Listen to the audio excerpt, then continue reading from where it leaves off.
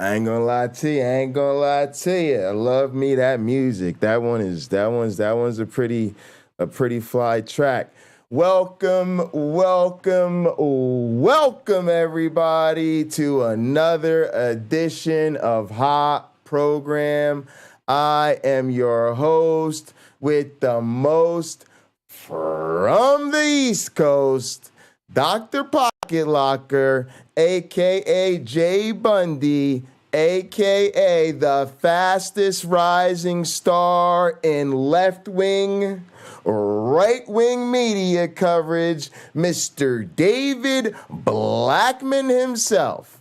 And I am joined by my I don't even know how to say this. My wonderful co-host, who I look up to, who is a married, productive member of society. He's the lead pastor of the First Church of the Cult of the Flying Man, the one and only Tux TV. Yes, the person who needs to sign things probably has much better credit. Somebody around here has to take responsibility for something, and I am not the guy. My one black friend is with us in spirit and in truth. No, he's here. He was having a bit of an issue with this camera. I think he's here. Oh, guys, we got even better things happening. We got even more things happening. We are joined by the international lover, the frequent lady discoverer, the man who his company is like, my one black friend, we need you over here. Then we need you over here. We're going to send you to the East Coast. We're going to send you to the Midwest. We're going to send you to the West Coast. A man who needs no introduction, which is good because we can't see him on camera. My one black friend, guys, trust me, he's not quite as black as his backdrop there, but he is indeed my one black friend. And guys, yes, we've got the star of all of this drama, the person who just continues to trigger all of the friendly theists. Another one of our pastors at the First Church of the Cult of the Flying Man. In fact, our newest pastor at the First Church of the Cult of the Flying Man. James Apperson, what are you doing? Why are you out here hurting people's feelings, making everybody cry? What's going on with you, bud? Oh, I love it. I drink their tears for breakfast. Great way to start the day. All right, we're gonna play this thing from the beginning, guys. The reason we called this episode our YouTube frenemies is because that's what it's about. It's about this tension that we have in this space where we've all got these YouTube channels or social media accounts. We're all trying to grow our followings and our communities. We get friendly with the other side.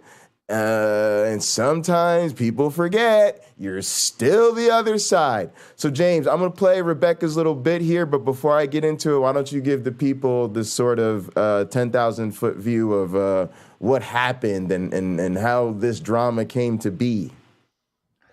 So I blog a lot, way more than I should anyways. And usually Rebecca just kind of skims over my blogs and doesn't really engage with them, even when they're directly to her about her or her channel.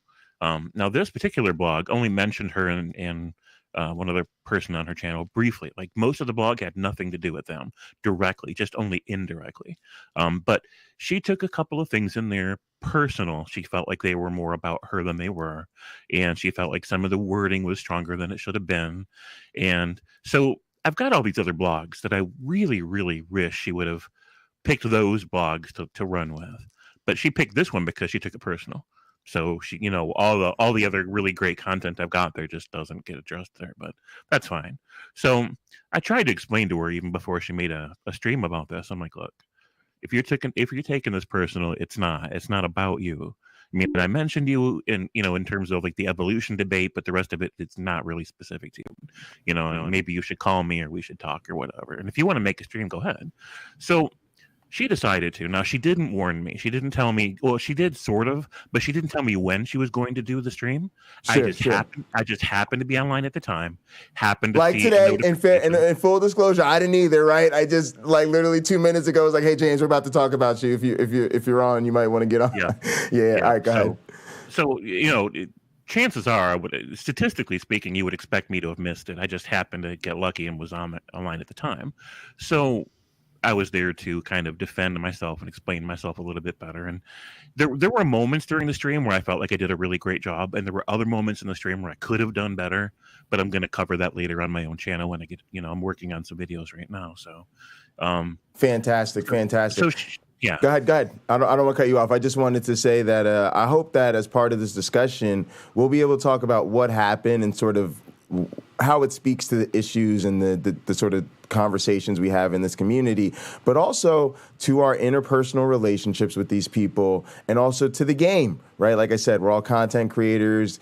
Look, if somebody leaves you a super chat or something like that and they're on YouTube, that means they have a channel, right? Even if they're not using it or putting videos up there. So I think it's good for people to just hear us kind of have this discussion about how these things really go. But yeah, continue to and tell us how you feel about this. Because for me, I felt like what you said, to your point, it was fair. You did mention some examples, and that's what has to happen. If I say, listen, guys, these Shrouded Turin people, I'm gonna say, comma, like Otangelo, comma, and keep going, right? Because that's an example that we all know in this community. And to your point, when I heard what you said and everything like that, and we're gonna play some of it, I was like, he is describing how I called it the atheist position about Christianity, but let's be technical and say how many atheists feel about many Christians. And my exact wording was, this isn't about how James feels about Rebecca, because he could easily just he could have stuck in Jason Bundy and name a Christian, and it would have been the same thing. I would have said and felt the same way you did. And I also just want to touch on, I felt like a bit of the emotional response and backlash to you was sort of like, I feel like a bit of bullying, a bit of like, well, if I can get you guys to do the whole, like the how dare you, right? And then you guys will realize you can't say these things about us because we get super offended and we'll shame you, or maybe even take it as far as not wanting to be your friend anymore, right? Yeah. And then in her response to you, it's like, James, how dare you say this about me? But by the way, James, I'm really worried about you. And I think this type of thinking is super dangerous. And it's so dangerous. Like, I'm not even, James, do you have children? Do you have a family? Well, if you got this type of attitude and you're teaching this type of ideation to your children, I'm very concerned about that. But how dare you call me a child abuser, right? Like, that was honestly how I felt. Right. Go ahead. Right. So so there was two main points that she had a problem with. One, the use of the word war, being or in war and battle, and the other was the use of the word child abuse, or phrase child abuse. Now, as far as the child abuse point goes, my focus wasn't so much on teaching children to doubt evolution or to think that there's a Genesis creation story. My problem was that that's part of this larger social mechanism where children are being raised to have a disproportionate or radical distrust of science and the scientific method and secular advancement. And so it's part of this larger cultural tapestry where they're raised into conspiracy theory thinking, and they don't have a healthy or functional understanding of what science really is, how it really works, and how we like tease out the truths of the universe as best we can. So they end up in this conspiracy theory mindset and in this conservative Christian culture where they then get easily sold on the idea that global climate change isn't happening, or that the vaccines are a liberal plot to control people through fear, and all these crazy ideas. It's all interconnected, and that's the larger picture, the larger problem I have an issue with. Now, so by itself, just teaching a child, telling your own child, I'm not convinced evolution's true, and I kind of think this whole Bible story is true. That by itself is somewhat innocuous. It's not the bigger problem, right? So, but in the meantime, it's like she doesn't understand that this talking point among atheists or critical skeptics of religion that childhood indoctrination is a form of child abuse isn't something that I just pulled out of my ass.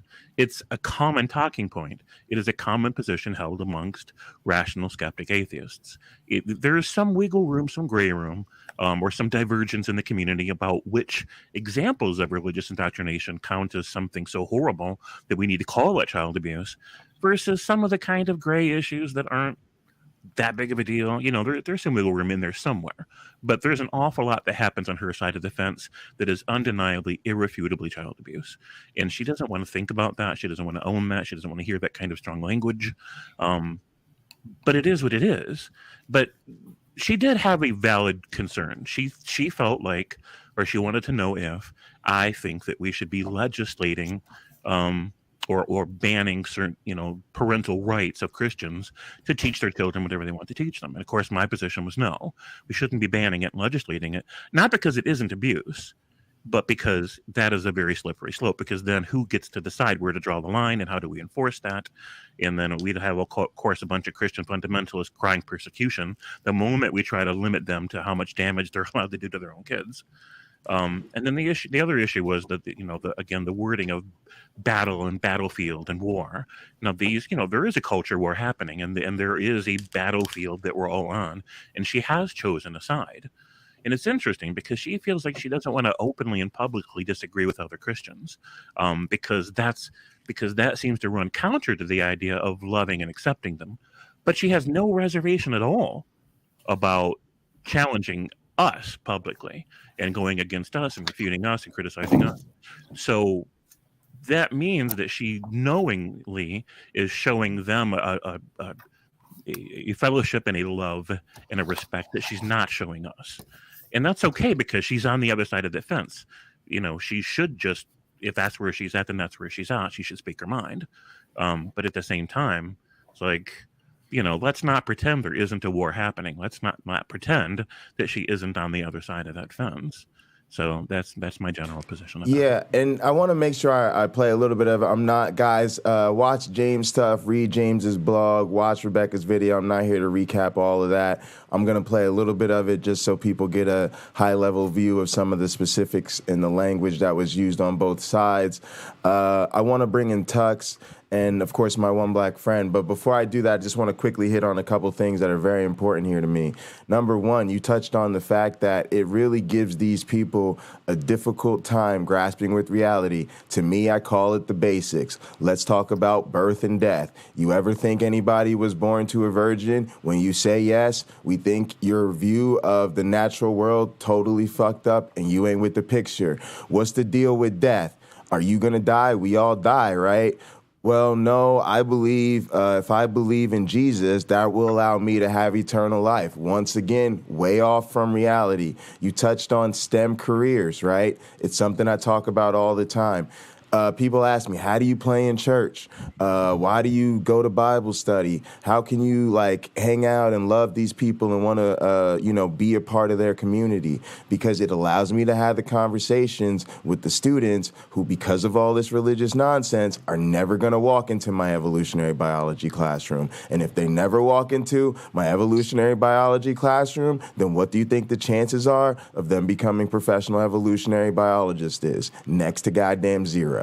So you touched on the STEM thing, you're really hurting their ability to be in STEM careers, which is ironic because they all want to brag about, well, didn't you hear about all the great Christian scientists, right? Well, right. Yeah. You're not helping us make any more great Christian scientists, that's for damn sure. And literally, people like me, this is a professional fight.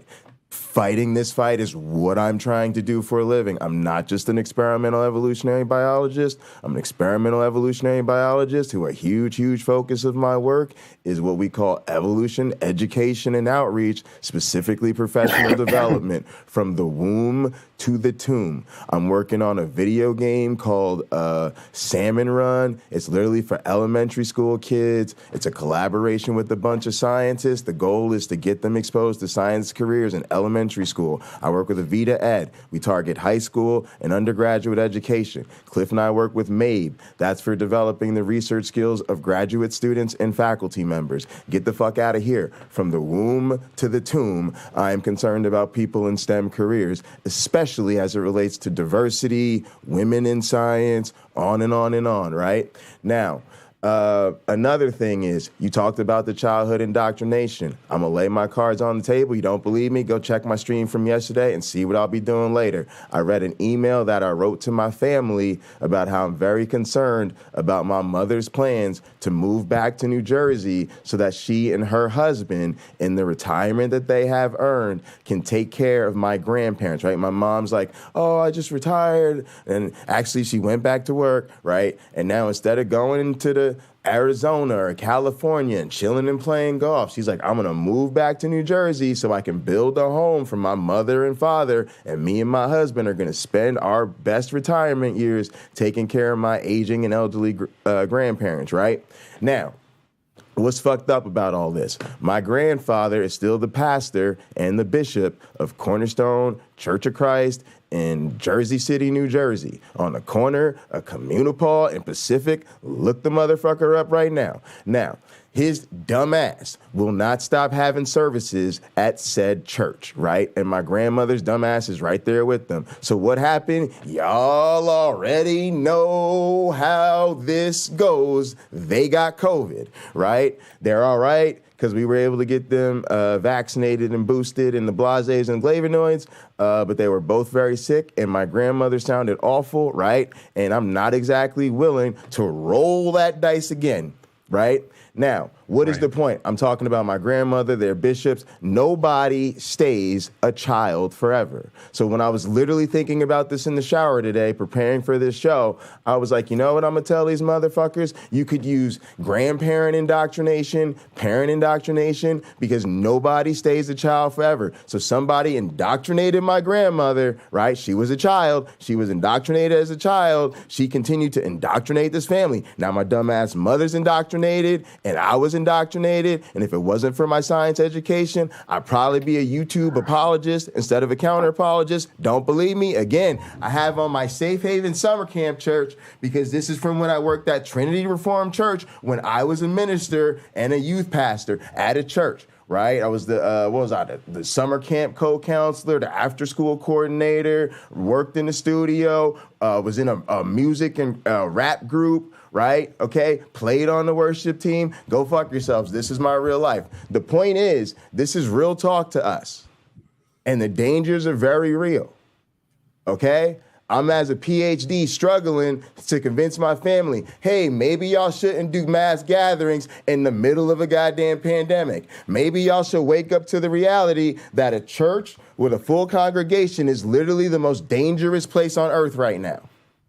So nobody stays a child forever. So thank you, James Apperson, for having the balls to speak to this issue directly. And go fuck yourselves, Christians, if you don't want to hear it. And my first critique to you was, don't soften it at all. Encourage others to speak up and tell these people what they need to hear, because it encourages people like me to do the same. And I will have your back every time on things like this. Every time. Brother. And I greatly appreciate that. That's why I didn't go back and soften it, even though initially I was on the fence about that. And I thought, maybe I could use softer language. And then I thought, well, why should I? Because Jay's right. I mean, I'm right. This is the situation. It is what why it should is. I soften that? Yep. And like you said, it's war. And again, Christians, if y'all don't like us using battlefield language, hang on a second. I got a hymn for you. Onward, Christian soldier.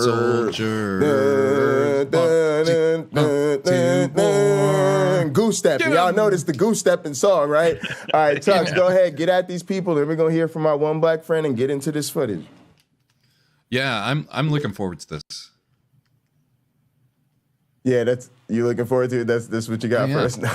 That's I was going to bring up the Onward Christian Soldiers, and maybe we could repurpose it for Onward Non-Christian Soldiers. Yeah, right? No.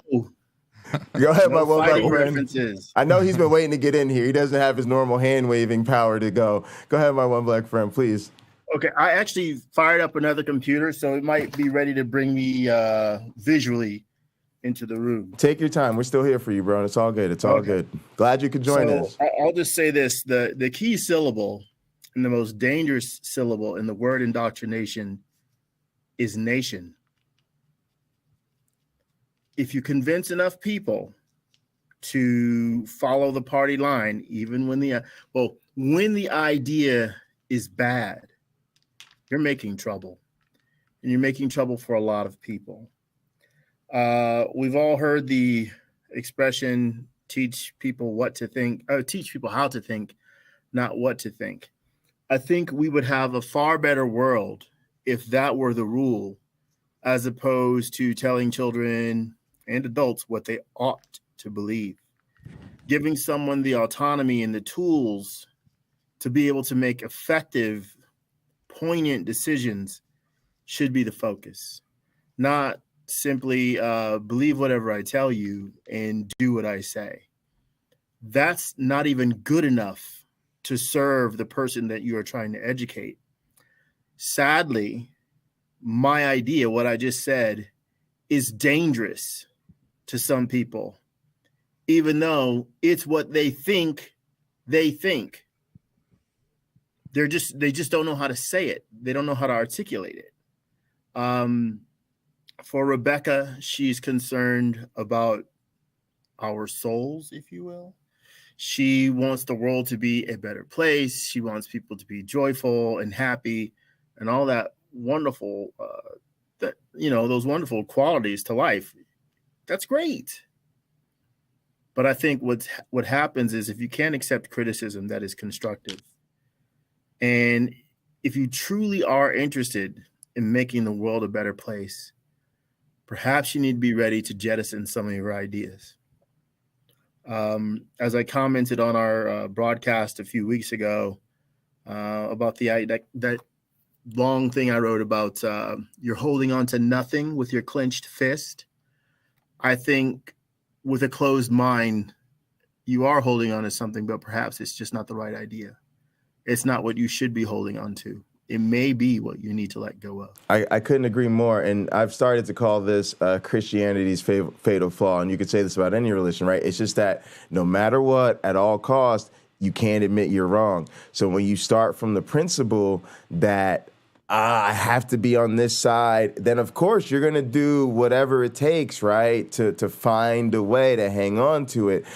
So you first, I think, have to address is, are you willing to let go of this? Because if you're not, then it's a different story, because I think that's where a lot of us started. We kind of had to do some song and dance to figure out, am I really going to go where the truth leads, or am I going to just, ride or die for my faith? And so I think a lot of times my frustration, and I'm very glad you're helping me learn how to articulate this, is that I feel like a lot of the people I talk to don't understand our words when we try to describe just how serious we were about our faith, right? And just how hard it was for us to let go of it. But exactly to your point, and I was thinking about this the other day, to me, I put it very simply. As an honest Christian, I had to take the loss. As they say in the hood, I had to take the L. Right? I had to just understand when it comes to evolution, we lost that battle. When it comes to being able to, really document the life and teachings of Jesus, it ain't there. As far as making people believe on the resurrection based in evidence, it's not there, right? It wasn't comfortable for me to admit that as a Christian, but I wanted to tell a story. I'm going to try to tell it quickly. I played on a basketball team where literally we lost every single game. Now, I played on this team for 2 years. We were a very small Catholic school. We played much bigger, more talented schools. We lost everything, right? In 2 years, we won one game. We won one game because the team that we played that day had to play in the tournament. They, of course, decided the tournament was more important. They played in the tournament. They had to forfeit their game to us. We had a pizza party. All right. Now, what is my point? We still had to show up to practice. take the game seriously, play within the rules, have our parents and our girlfriends and our friends and our families and all of them people come to show up to all our games and cheer us on, right? And then the next year, you got to sign up for basketball, and it's like, do you love this game enough, knowing that y'all gonna lose and you go ahead and you sign up, yep, we win here as a team, right? Yep, y'all back. Yep, coach, we right here. We putting our, let's go, let's get it, right? And so I'm so thankful for that experience because you learn how to lose with dignity.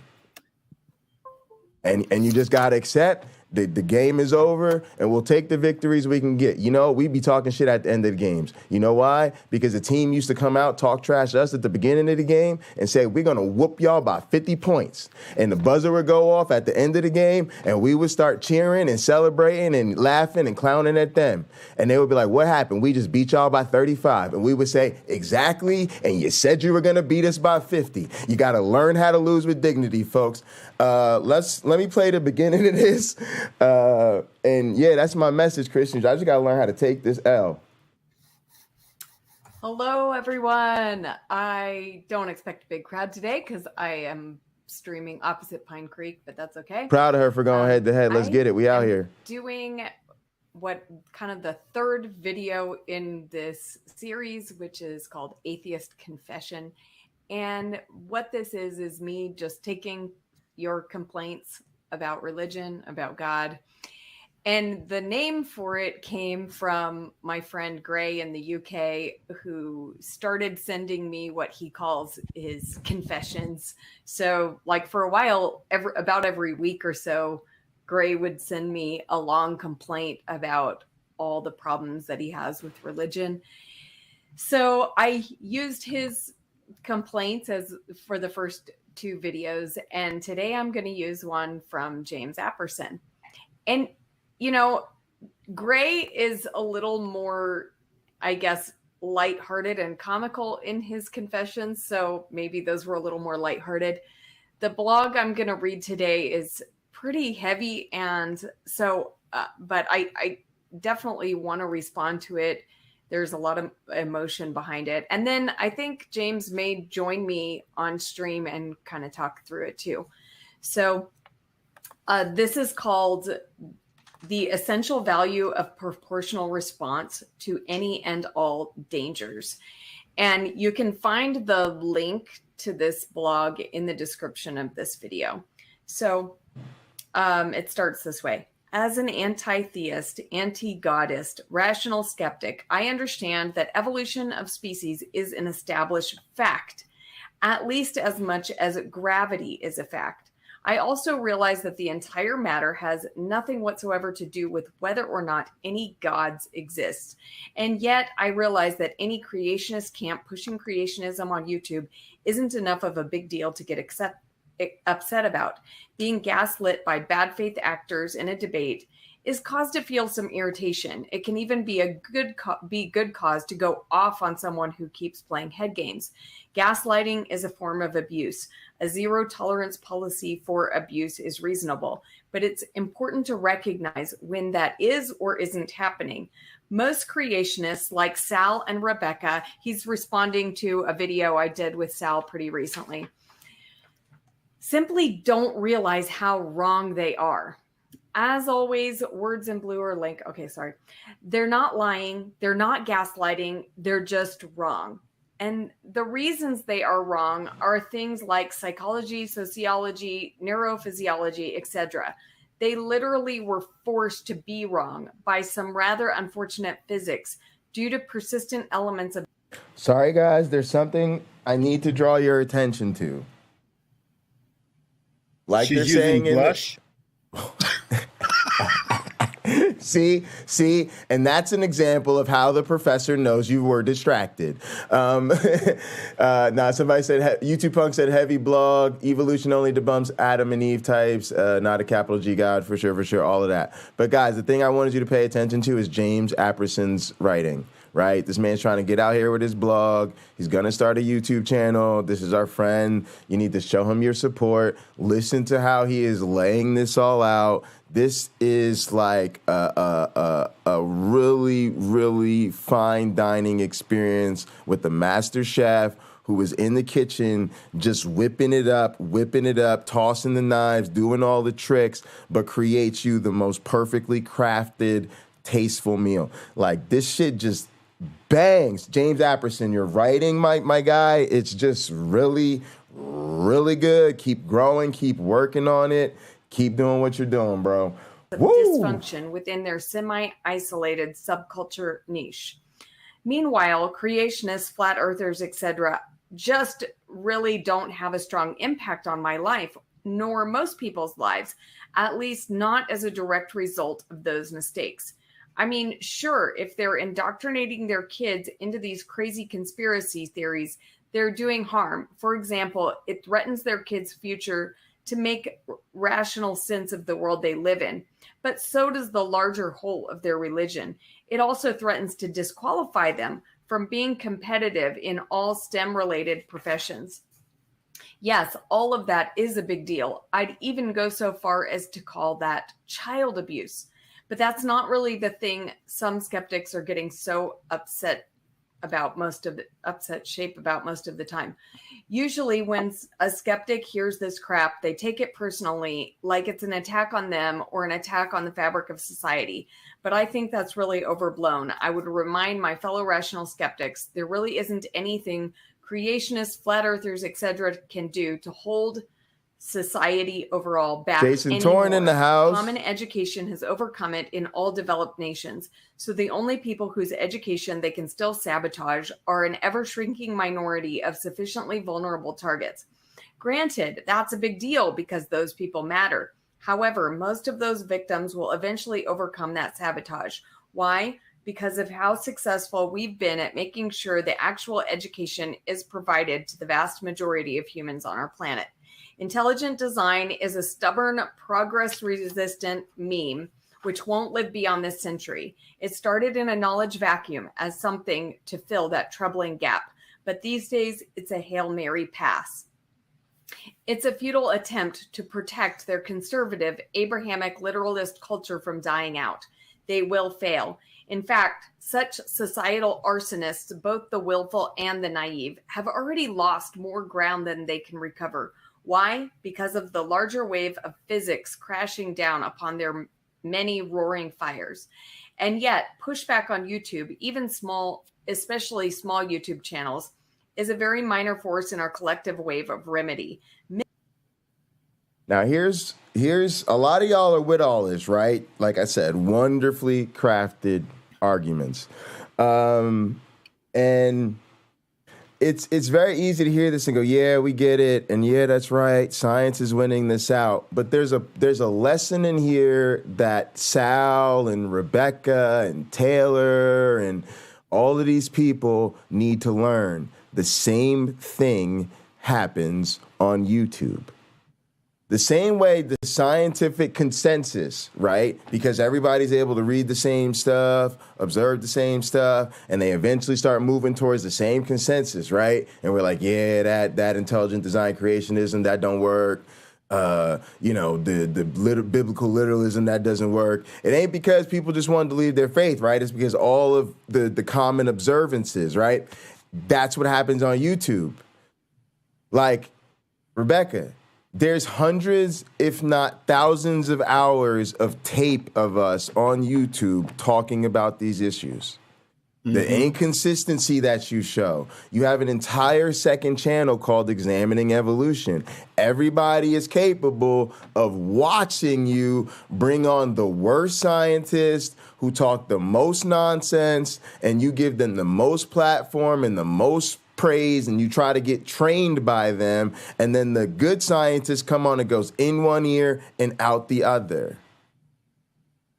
The tape is just out there. There's so much tape. It's literally like we could have our very own January 6th commission style examination of your views on evolution and whether or not it actually is bad enough that experts in science education would say that it's a threat to people, and like none of this stuff is about, oh, well, James Apperson's just a meanie. Oh, well, that James Apperson, he's just not a good person to be friends with because he just says some very inappropriate. James, I'm very disappointed in you. By the way, you're very dangerous for thinking that way. By the way, James, don't be around anybody while you think like that. Are you okay? Hey, can we get a wellness check? Y'all know I love my wellness checks. Hey, can we get a wellness check on James Apperson? He's got some very, very, very dangerous ideas. Are those red flag laws passed? Can we get because I got to take this off my head and throw in the red flag on you, James? Very dangerous, okay? Right? Like, y'all, the tape is out there. Let's have the commission. Y'all down to have a Rebecca Davis commission? Come on. It would be like, it'd actually be kind of fun. This might be going somewhere. Pocket Locker 86. Email me if you want to be a member of the Rebecca Davis commission. Misinformation on YouTube merits just a measure of our attention, even less of our ire. If we're going to prioritize the spending of our respective personal resources, there are other stages and other matters which warrant more of our time, energies, etc. Please do stand as vanguards against every form of destruction their clan tries to spread to the larger body of humanity. Stand united, stand strong between them and science classrooms. Stand united, stand strong between them and the targets of their bullying, LGBT, atheists, etc. Stand united, stand strong between them and their collective efforts to enslave and destroy people through legislation. Amen. Hallelujah. Yes. Just don't lose any sleep over them saying really dumb things on YouTube. Necessary lines must be drawn. And that is where some anger is both due and can translate into some benefit to our collective resolve. Where we draw those lines matters. Otherwise, we're wasting our precious time and energies. Someone qualified should challenge such nonsense wherever they notice it. But when there are 100 stages for that battle and 100 other battles worth fighting, we should scale our efforts for every scene. Our responses, external and internal, should always be roughly proportionate to the dangers posed. Now, James had asked me for feedback on this, and I gave him a little bit of feedback on comments. And what I said was, that I was surprised that he was using the word child abuse to, describe the, what religious people teaching their children about God. And he responded this way. So I'm going to go ahead and read this too, and then I'm going to respond to everything. So he says, Bread of Life, of course, with this in mind, if the reason or a reason is that you feel personally accused of something terrible, the child abuse, then I'm also inviting you to call me. Okay, so invitation to call him. It wasn't my intention to call you out nor accuse you of anything. I don't even know if you have kids, or if so, how you raised them, for example. What up, Jerome? I admit in that blog, I could have softened the edges in a few places. I'm on the fence about if I should have. At the very least, I could have articulated a greater nuance about a few things, and I normally do. But I've been trying to make my blog shorter since most are simply too long. When you posted this question to me, I was on Jay Bundy's. All right, yeah. So this is, I shouldn't have paused it there because he's talking about me. But this is really important, guys, right? People have the right to be concise and to want to write shorter blogs. Also, people on YouTube have the right to talk about you. When you make public videos, you're a public figure. They call it mass communication for a reason. I don't ask, right? People might be surprised to hear this. Like if I use a clip from Doug or somebody or just rip stuff off somebody's website and you're like, oh, Jay's friends with that person, I bet he asked them. No, I definitely don't. Why? Because the people I'm going to make fun of and I'm going to rip their stuff and I'm going to play all their foot, I don't ask them. So why would I ask anybody else? Like, it's just what it is. And I don't know if you guys have heard this, but Rebecca likes to say things like there's no such thing as bad publicity and it's all good. And she's all trying to, work the system, which I admire her for. I've learned a lot from her in that regard, right? Like, oh, yeah, it is a good idea to just pop up on LPP's channel because there's no such thing as bad publicity, right, Rebecca? And hanging out at 2 o'clock in the morning with creationists, hey, if that's a way to get us out there and exposed to more people, then let's go for it, right? But at the same time, if you're going to make that bed, you got to lay in it. So... all right, we're going to keep it rolling because I want y'all to hear some of her other stuff. Again, eventually, like I said, guys, we're not going to review the whole thing. I just want y'all to hear the beginning of it to lay out our conversation this afternoon. And if you want to see the whole thing, I suggest you go watch it on Bread of Life's channel. And also go ahead to James Apperson's Facebook and wherever else you can find the blog. James, where else can I find the blog?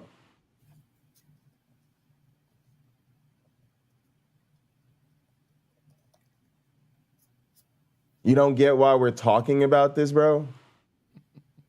We're talking about this. Actually, it's really funny because I could just play the part right now where I get mentioned and I could be like, well, because they're talking about me. But no, honestly, that's not why we're talking about it. We're talking about it because I actually think this is a really important conversation, and the whole religion, especially the Christianity that I'm familiar with as child abuse, is a huge part of my backstory and motivation. Matter of fact, when I watched, a big part of why I'm probably here is I watched the second Bill Nye Ken Ham debate. And it was the one where Bill Nye actually went to the Ark Encounter and he toured it with Ken Ham. And they sort of had a walking debate as they were going around. And the way Ken Ham kept appealing to the children and kind of using them to kind of make these emotional appeals, it was disgusting. And it was the first time I saw it clearly and actually verbalized it. And was like, this is child abuse. And I remember that day. I'll never forget it because I'm actually hoping to do something about it. I really want Answers in Genesis to be sued for child abuse. I think their record speaks for itself. I think the fact that they go ahead and they say things like, oh, this is a museum, and the literal government is like, no, it's not a museum. You can't call it a museum.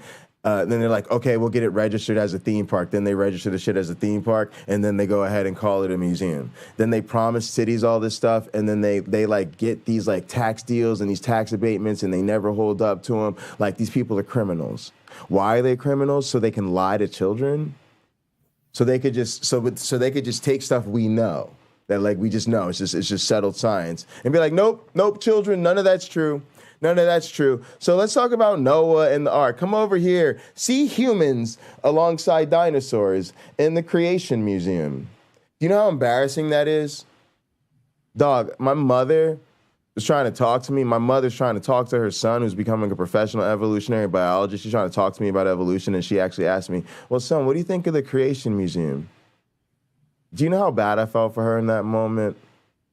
So, Mom, let's have this conversation about how, 1, that's not science, 2, that's not a museum, 3, you should never listen to anything those people ever say to you ever.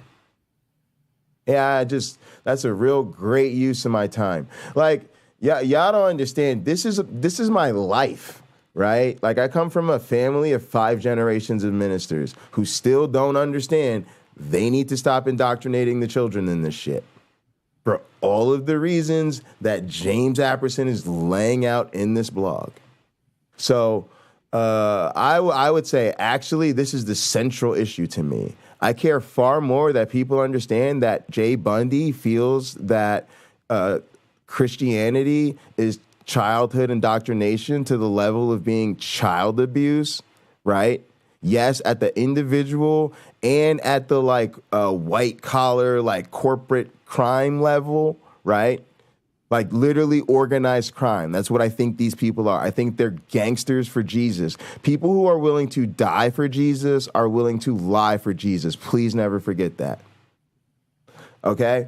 So That is so much more important than you guys being like, oh, yeah, Jay, we can explain how digital evolution works. I'd be like, oh, my God, you guys make my heart melt when you guys talk about digital evolution. But compared to like Christianity is child abuse, I could give two fucks. Like, this is just so much more important.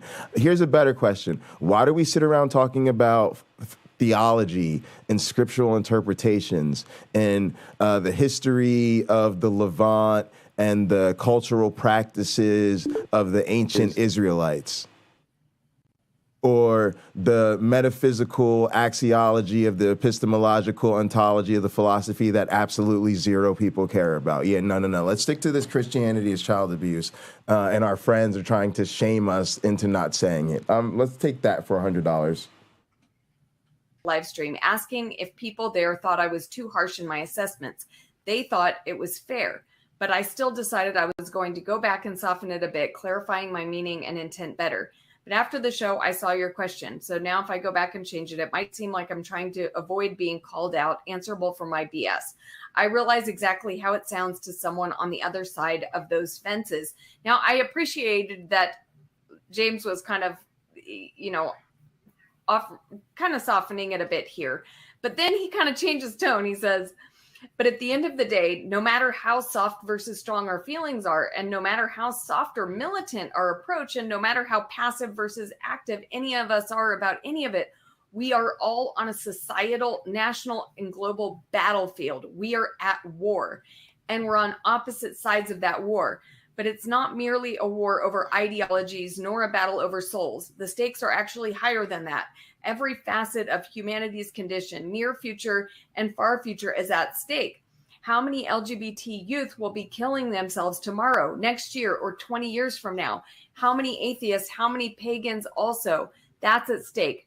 So are the liberties of every citizen of every nation. So are all the health and mortality consequences of rampant pseudoscience and radicalized distrust of science, all related to conspiracy theories. So is the global climate... Guys, I have just had a vision from Myron. I have seen the future.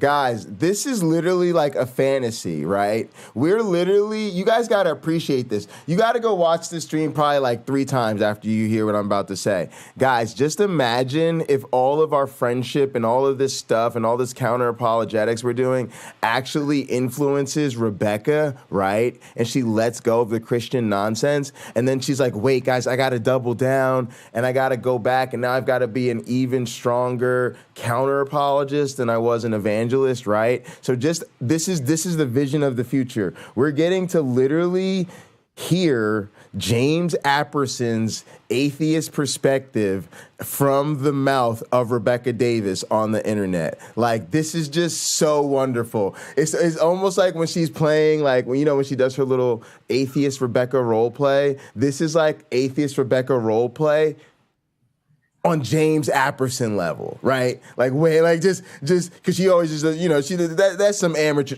right? Step it up to the James Apperson level, right? That's what we get with this. This is amazing. Climate, and so is the global climate. Just imagine, y'all. So is humanity's ability to avoid making itself and most other life on this planet go extinct in my children's lifetime.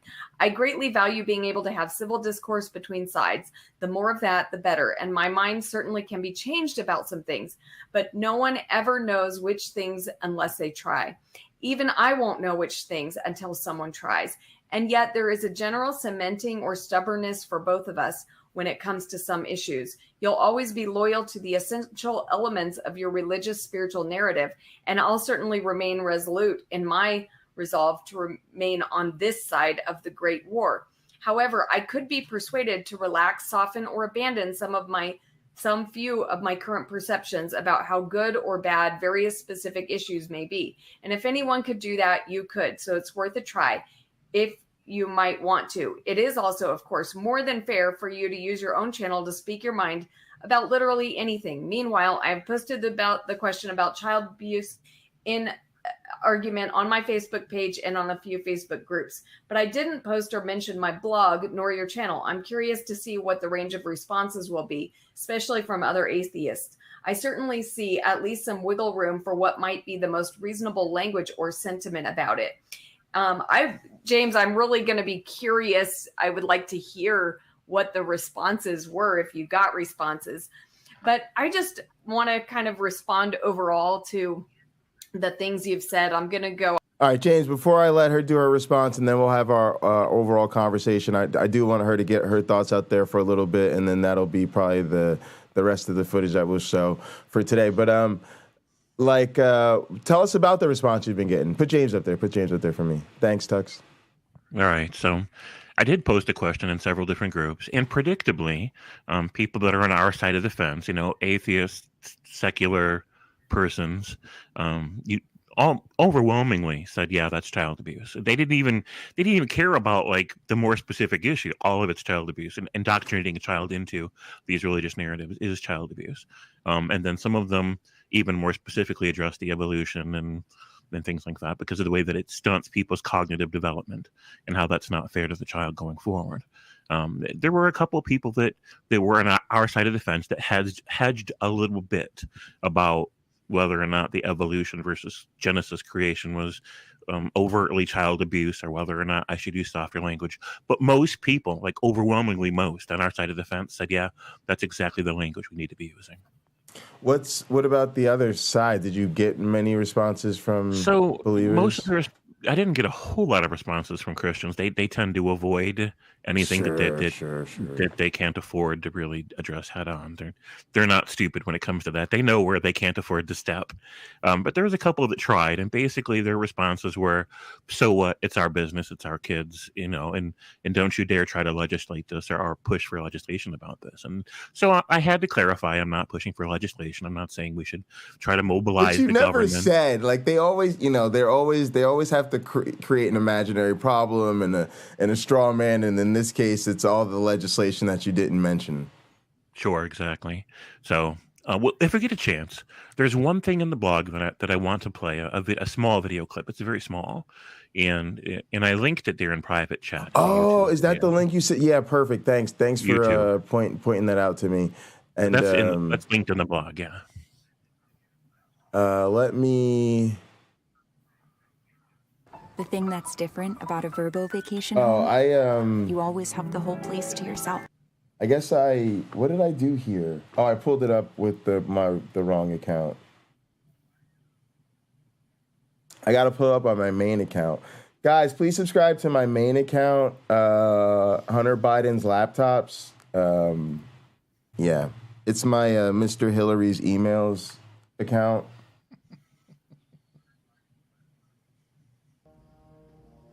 They're always like, Jay, why are you making jokes? Why are you joking? There's no funny. It's like, this is a real thing. All right, I got to get the screen back up there.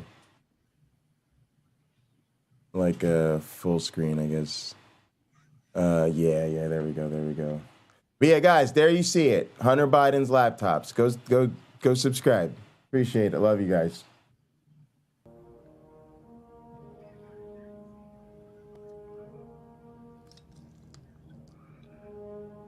Sacrifice the enterprise. We've made too many compromises already, too many retreats. They invade our space, and we fall back. They assimilate entire worlds, and we fall back. Not again. The line must be drawn here. This far, no farther. I'm with it. Honestly, I got to be honest with y'all. That's the vibe for me. Yeah, I'm in a take no prisoners mode with Christianity, because it's a take no prisoners type of religion, right? Like a lot of y'all, my most fundamental disagreement with a lot of y'all is that y'all are just softies. I think too many atheists. I get the idea of wanting to build relationships, and I agree with all of that. By the way, I think relationship building is the most effective way to create change. And both yourself and other people, right? But at the end of the day, I believe honesty is the biggest thing you have to risk, right? And I'll put it to y'all like this. Even in teaching, right, the most powerful moments come when I have to have a really difficult conversation with a student, right? When I have to set aside the cool vibes and the chill and the encouraging everybody and you guys are superstars. And when I've got to really let a student know, like, this wasn't it, right? And sometimes that's hard for my students, right? Because they're in a particular mode, right? They're all basically honors students. They live in a special college and they're all off to med school and big things. And so their whole academic life, they've just been told how great they are and how amazing their rating is and how wonderful it is. And then all of a sudden, me and Rob hit them like, yeah, I ain't ready, right? And it's really difficult. And a lot of times they just react poorly, right? And we get it. We're like, this is a tough conversation to have. We totally understand. But the ones that pull through that and are like, okay, I'm gonna take what y'all say seriously, and okay, y'all saying I should use this tool and I should, organize my writing and outline more, and I should really, they take our advice seriously and their work gets better. Those are the students that they love you, right? Because they realize you cared enough, right? To say, I know you're not going to like this conversation we're about to have, but, me educating you right now is far more important than you thinking I'm cool right now, right? And so I think that's what I mean about not being too nice, right? You got to say, hey, we're friends. All right, time to tell you, I think this is child abuse. Just like y'all that watched my stream yesterday, saw the email I sent to my family. Hey, I love y'all, but it's time to say, Grandma and Grandpa, y'all got to stop doing in-person services. Mom and Reggie, love y'all. Appreciate y'all for wanting to take care of my grandparents, but maybe you ought to consider letting them stay in the church house if they're not ready to stop having services in person, because you can't take care of them or anybody else if you're laid up in the hospital with COVID or laid to rest. Now, did I want to send my family that email before I did a live stream yesterday? Absolutely fucking not. Did they want to receive it? Absolutely fucking not. But they did. Actually, my mother responded. Stay tuned later. I'll read that just so y'all can see where we're at with all of that now. But that's the point. Real love sometimes requires risk. You don't believe me? Ask fucking No Name. Ask fucking Cameron, right? A lot of my fucking mods, we had to have difficult fucking conversations. One way and the other. Jay, we need you to do X, Y, and Z. Guys, mods, I need you to do X, Y, and Z. Right? That's just how we all grow together. So I appreciate you for doing this. And I think in the end, right, the reason I was excited about this was because I figured like at least y'all talked about it on stream together. And I originally, when I actually did get through more of this, actually, I reviewed like the first probably half of this or something on stream the other day by myself. And one thing I really pointed out was that we're all real people, right? And I tell people all the time, like my mods know, I treat YouTube like dating or like a social life or whatever, right? You should always communicate with me in the most private means you have available to you. Right? Like if you want to tell me something, my live chat, which is popping up in screen in front of everybody that sees it and everybody that will watch it forever, is really not the place to do it, right? If you have a DM, right? James Apperson, where do we talk? On Facebook. Through what? Private messages, right? Because we're friends like that. We have a, right? So if I had to say something to you, I probably wouldn't go, hey guys, I'm going to go live on YouTube and tell you why James Apperson fucking sucks today. Yeah, so listen, guys, James Apperson really pissed me off the other fucking day, right? I'm not going to do that, right? I'm going to be like, yo, James, look, let's talk about this, right? And I would say it's like a stripper. If you think she could have wore a cuter outfit or improved her performance, but you're dating her, she probably doesn't want you to tell that in the middle of her show, right? If you live with her, she probably would appreciate it if you wait till she gets home, right? Like the most private means you have available to you. It's just a natural part of being in relationships with people. So my point is, y'all put it out there, right? Like you wrote about your feelings publicly about one of your friends. She responded publicly about how she felt about it. And then you got on there. So if nothing else, I wanted people to understand nobody that creates content owes us that. Right. Like they don't have to, like they're entitled to just, call each other up on Zoom and settle it over a cup of coffee in front of nobody. But, for our viewing pleasure and the benefit of the community and everything else on the list, y'all handled it the way you handled it. So I just wanted people to kind of appreciate that, because people who make their personal lives part of their content don't have to do that. Right. Right. True. Yeah. All right, so, but yeah, also, I'm with you on the Captain Kirk thing. For me, it was like watching COVID and then George Floyd and then critical race theory and the anti-trans war and the insurrection, none of which has stopped, right? And so it's just the when do we fight back? Now the Roe v. Wade, right? And the whatever it'll be, 3 days from now. The only reason we ain't bitching about something today is because it's Sunday and these motherfuckers are in church. But tomorrow they'll be right back to sticking their foots as far up our asses as they can possibly get it, right? Right. So I appreciate you for speaking to it and being like, y'all. I told this story, and I'll shut up after that, which was that one of the things I loved most in history class was this day our teacher told us about how sometimes in war during a holiday, the opposing sides will stop battling, right? And they might play soccer. And I was like, nah, I ain't with all that. What you mean? They just gonna chill and be And so he said, no, they would do. This is, sort of a gentleman's agreement. And, everybody's just gonna have fun and enjoy Christmas or Thanksgiving or whatever it was, right? No shooting today, right? And I would be like, man, that's really beautiful, because it shows that we could put our differences aside and be friends and play a game and have a drink together, right?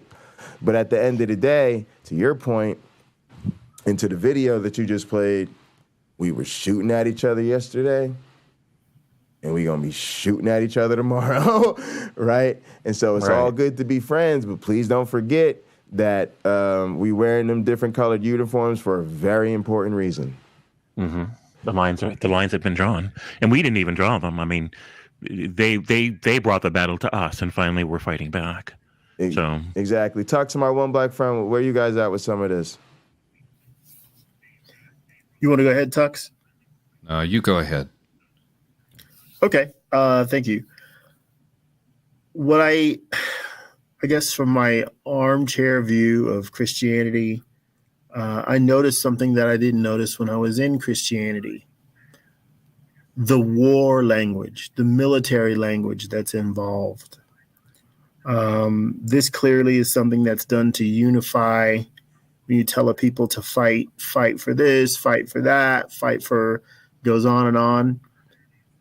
It does a few things to the mind. It gives them the idea that they have to seize control from someone else, maybe even other powers, if you will. It gives them the idea that rather than autonomy, which they clearly have, they have something to lose. So it puts them on the defensive. When they're on the defensive, they tend to act out. Think of people who are upset, and maybe they're around you. It could be someone in your home, be it an adult or a child, or at work, a friend or something. When a person doesn't feel heard or understood, they make noise. They slam doors. They start shouting, not necessarily at you, but others will hear that person, because that person probably feels quite stepped on by whatever processes that they're being subjected to and do not control.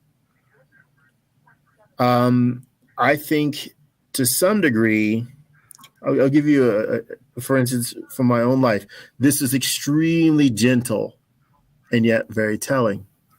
So I'm waiting in line. Behind me are a couple probably in their 80s or so. And we all seemed nice enough in line together. And a woman decided she would invite me to church. And I really appreciate when people do that. And I try to say yes, and I try to go, just because I think it's another opportunity to understand others better. I'm not there to convert them or deconvert them. But if I could be a voice of reason and a comfort to those fellow atheists who are sitting in the pews and they can't leave because of whatever obligations they feel they have to adhere to. But I said, well, ma'am, I'd be happy to go, but I'm an atheist. And she hit me. She hit me. And she goes, no one's an atheist. I says, ma'am, I don't believe in God. I'm an atheist. And she just couldn't believe that. Her husband looked rather embarrassed and shocked at her reaction. But again, our disbelief does something to them typically. You can look at the Sean McDowells of the world. I used to say you can look at William Lane Craig, but I don't know. I think now William Lane Craig might be an atheist. It just doesn't want to say. He's 80% there. But you mean William Lane Craig? Lane Craig. Yeah, that was half my joking with him with the clips I do, right, which are out of context. When I first started playing William Lane Craig clips, what I would do with the apologists was I would pretend that they were a counter-apologist. So I particularly chose clips of them that I could play out of context where they would actually sound like they were counter-apologists, not apologists. So only like the real like OGs remember this. But I would used to be like, I'd always talk about reasonabledoubt.com. I'm like, you guys know about William Lane Craig, right? Yeah, William Lane Craig. He's one of the biggest atheist counter-apologists on the internet. Reasonabledoubt.com. Nature is all there is. There is nothing beyond matter and energy. There is no supernatural reality. Right. He's really big on the scientific method. That isn't something that you can sustain the burden of proof for. I remember the first time I had this conversation with them about the Flying Man, and I asked them about Myron, and I layered on the what does Doug call them? The journals, the diaries of his friends, and the testimonies, and the converts, and all that. And I was like, "What do you think?" We have a powerful cumulative case. Right? So, but to your point, right? It was, and I was talking to Sample Pack about this, I think yesterday or something, where I was saying it's funny because it shows me that they can verbalize the argument, right? Even when they're really doing I'm going to steel man the other side and then do whatever, it does show you that they're capable of sort of putting it in their own words. And so to your point, you wonder if they're right there or there, but they've just decided that's not how they pay the bills. And I often do wonder about that myself. Go ahead. Well, I think what we're I think to some degree we have to be aware that their belief is delicate, because if any of us ask in the politest possible way, well, thank you for sharing your faith with me. How would I know that your God is real? How do I know your God really exists? Is there something I can have that God do today that would demonstrate that to me? And you probably will get no, and then a second sentence. If the person is particularly offended by you asking, you may hear, well, you're not supposed to test God. Right. And again, my follow-up for such things is, well, isn't that what I would say if I were trying to fool people and get them to believe what I wanted them to believe, because I was able to extract something from them, like money or their time or any other resources, or to get them to do things for me so I didn't have to do them? I would never say that, but it's so good. I would always say something snarky like, well, isn't that convenient or something, right? But I think what you just said is really what I want to say, right? Which is, isn't this how someone would take advantage of you? Because that's what I really want to appeal to. I think somebody else wants to talk, but I want to say be careful. Not, if you can, don't offend them. Make them curious. I think that's more powerful. If you offend them, what do? In their mind, they want to justify their position, and they will do it without you standing there. If you make them curious, if you make them question what they believe, they will do it while you are standing there. And then you can be Socratic and lead them to what? A conclusion of what is actually reality. So I think this is sort of why I wanted to do this, because I think, of course, like Lena always says, we need a diversity of approaches and perspectives. And I sometimes think of this now, because I've been trying to deal with this tension, I feel. But I think it's the tension between being effective, right? Hey, Jay, you should do this or that because it would work better, versus genuine, the most genuine. And I'm not saying that they can't always be the same thing or the same approach for different people. But for me, there is often a tension between, I think the most effective way I could approach this conversation is maybe this way, right? And then the most honest way I could approach it sometimes, at least to me, and I'm not saying this for anybody else, often feels like, I'm really actually upset about this, and I think you need to know just how absolutely ridiculous I think you're being about this, right?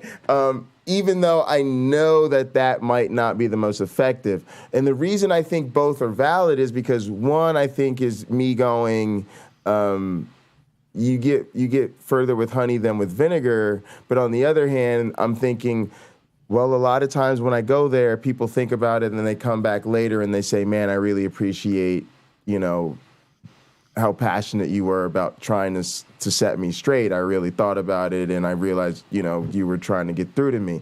Now, again, like I said, there's a diversity of perspectives, but I was hoping we would sort of get at some of that, and I'm glad you brought that up. Tux, go ahead. I just wanted to say that I think your stripper is sexy. That's a claim, right? Yeah. Your stripper is sexy. Now, you may choose to respond to that. You don't have to. There's no response required. I could be the one that says, hey, I think she's sexy.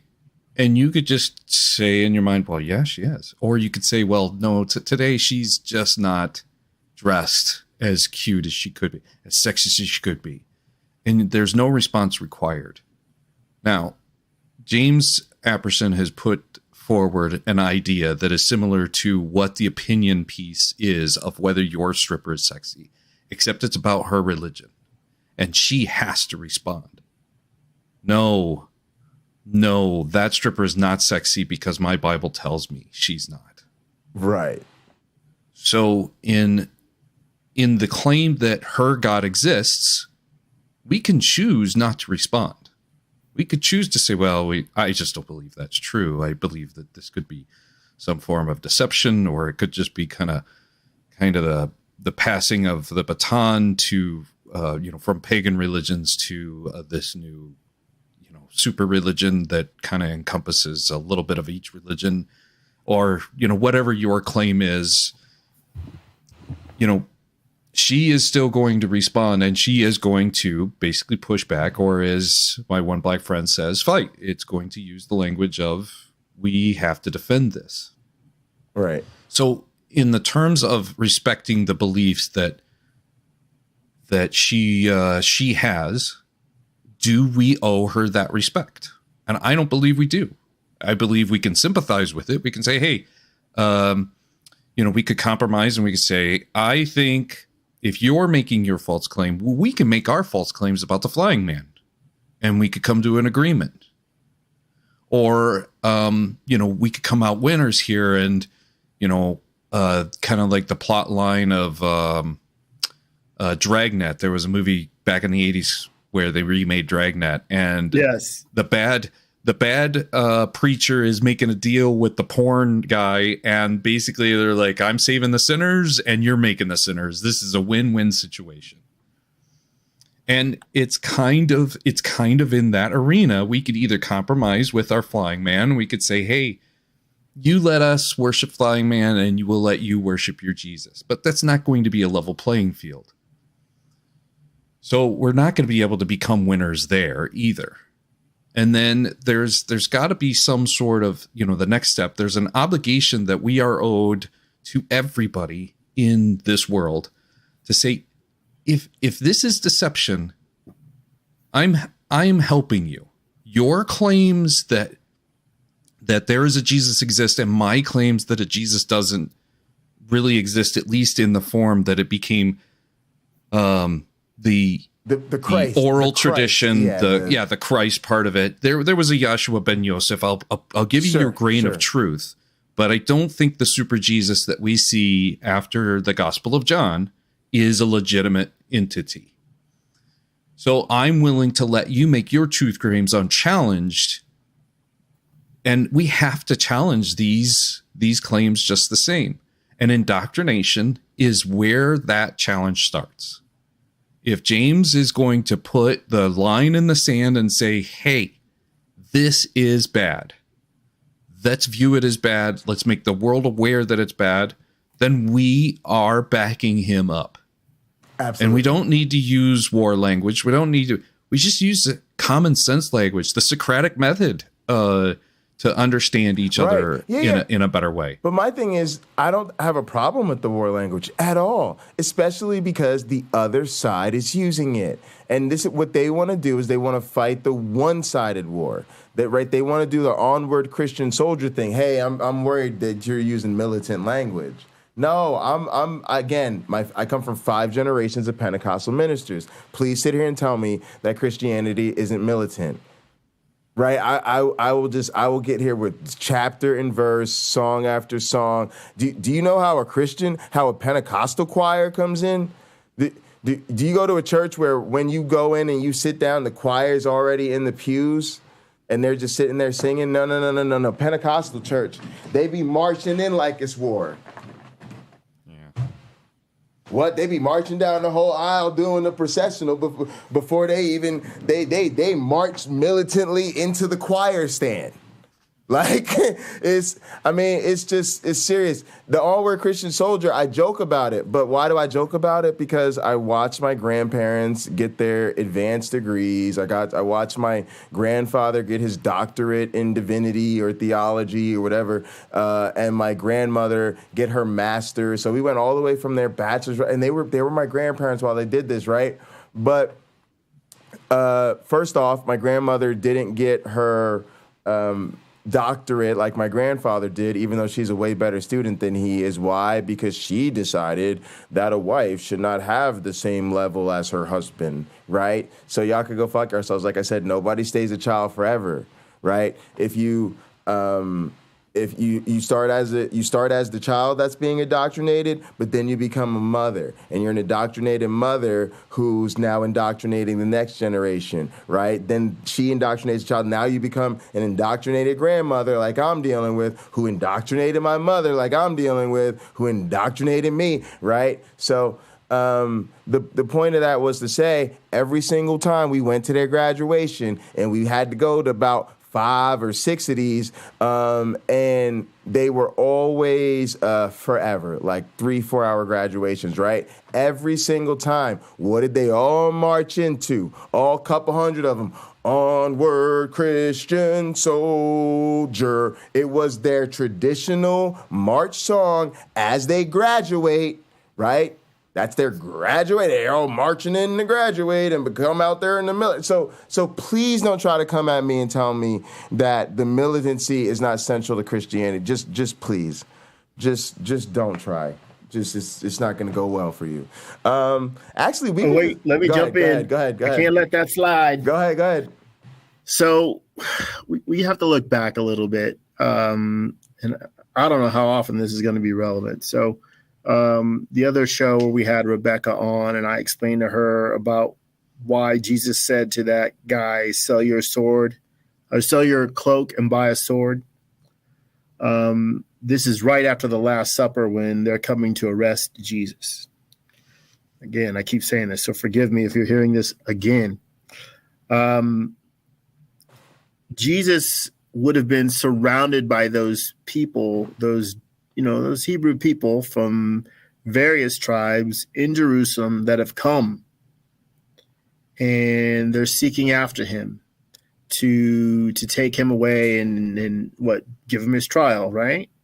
Okay.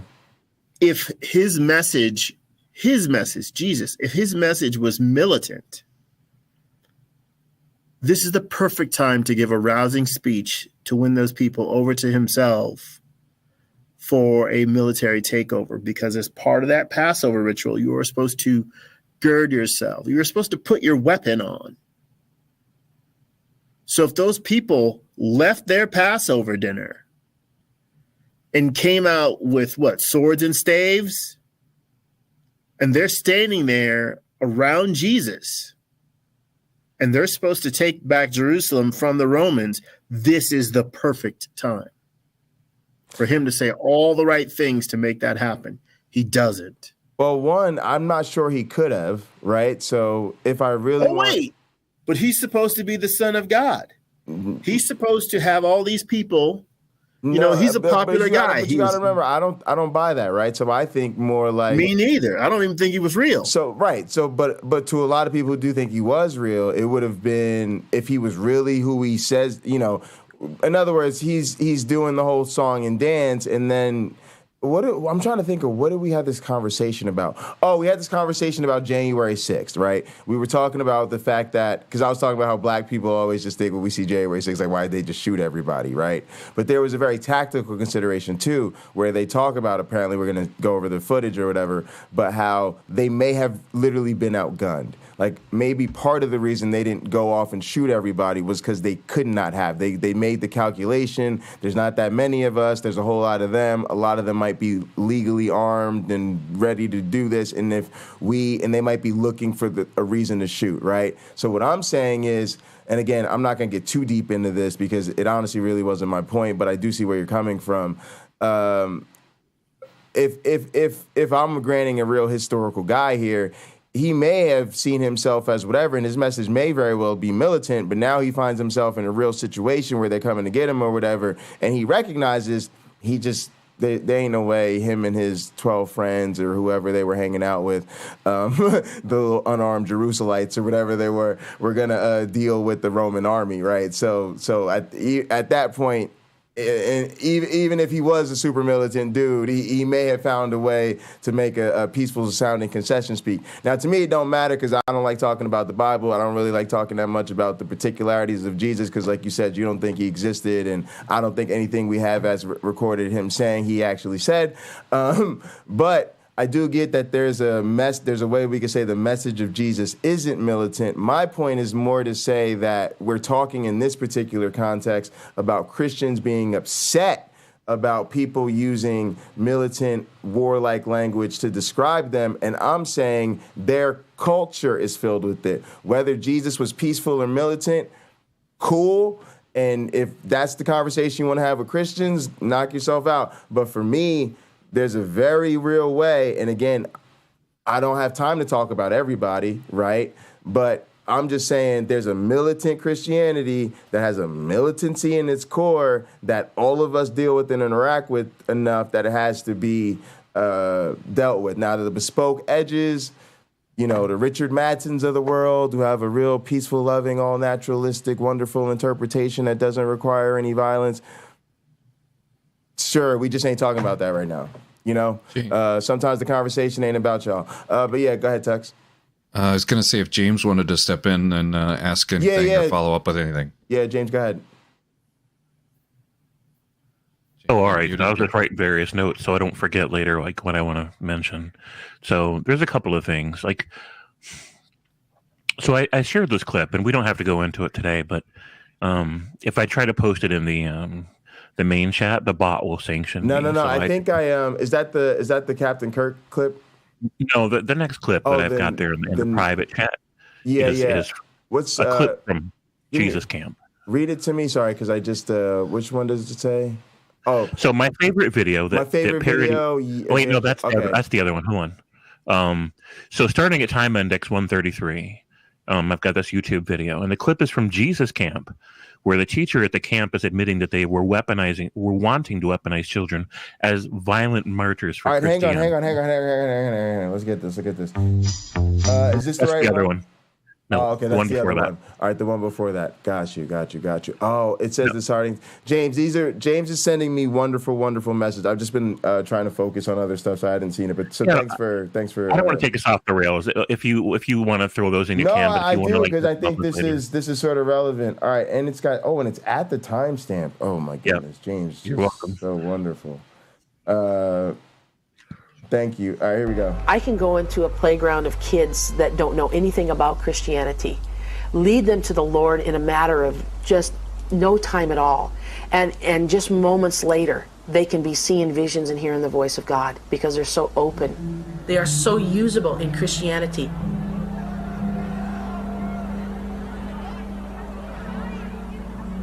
If you look at the world's population, 1/3 of that 6.7 billion people are children under the age of 15. 1/3. Where should we be putting our efforts?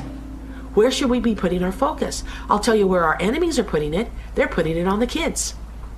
They're going into the schools. You go into Palestine, and I can take you to some websites that will absolutely shake you to your foundations and show you photographs of where they're taking their kids to camps like we take our kids to Bible camps, and they're putting hand grenades in their hands. They're teaching them how to put on bomb belts. They're teaching them how to use rifles. They're teaching them how to use machine guns. It's no wonder, with that kind of intense training and discipling, that those young people are ready to kill themselves for the cause of Islam.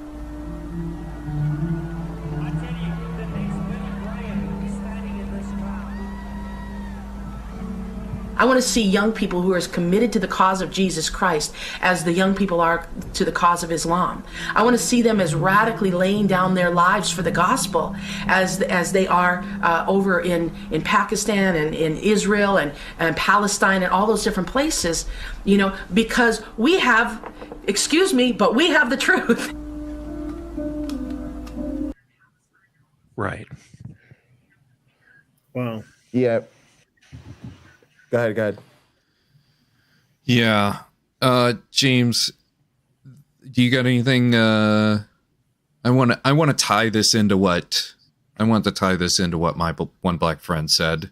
Go ahead. In terms of when we as atheists have a reaction to somebody who is in the faith, they love Jesus, and they are inviting us to come right along with them. And there is a spectrum of say emotions, feelings, perceptions.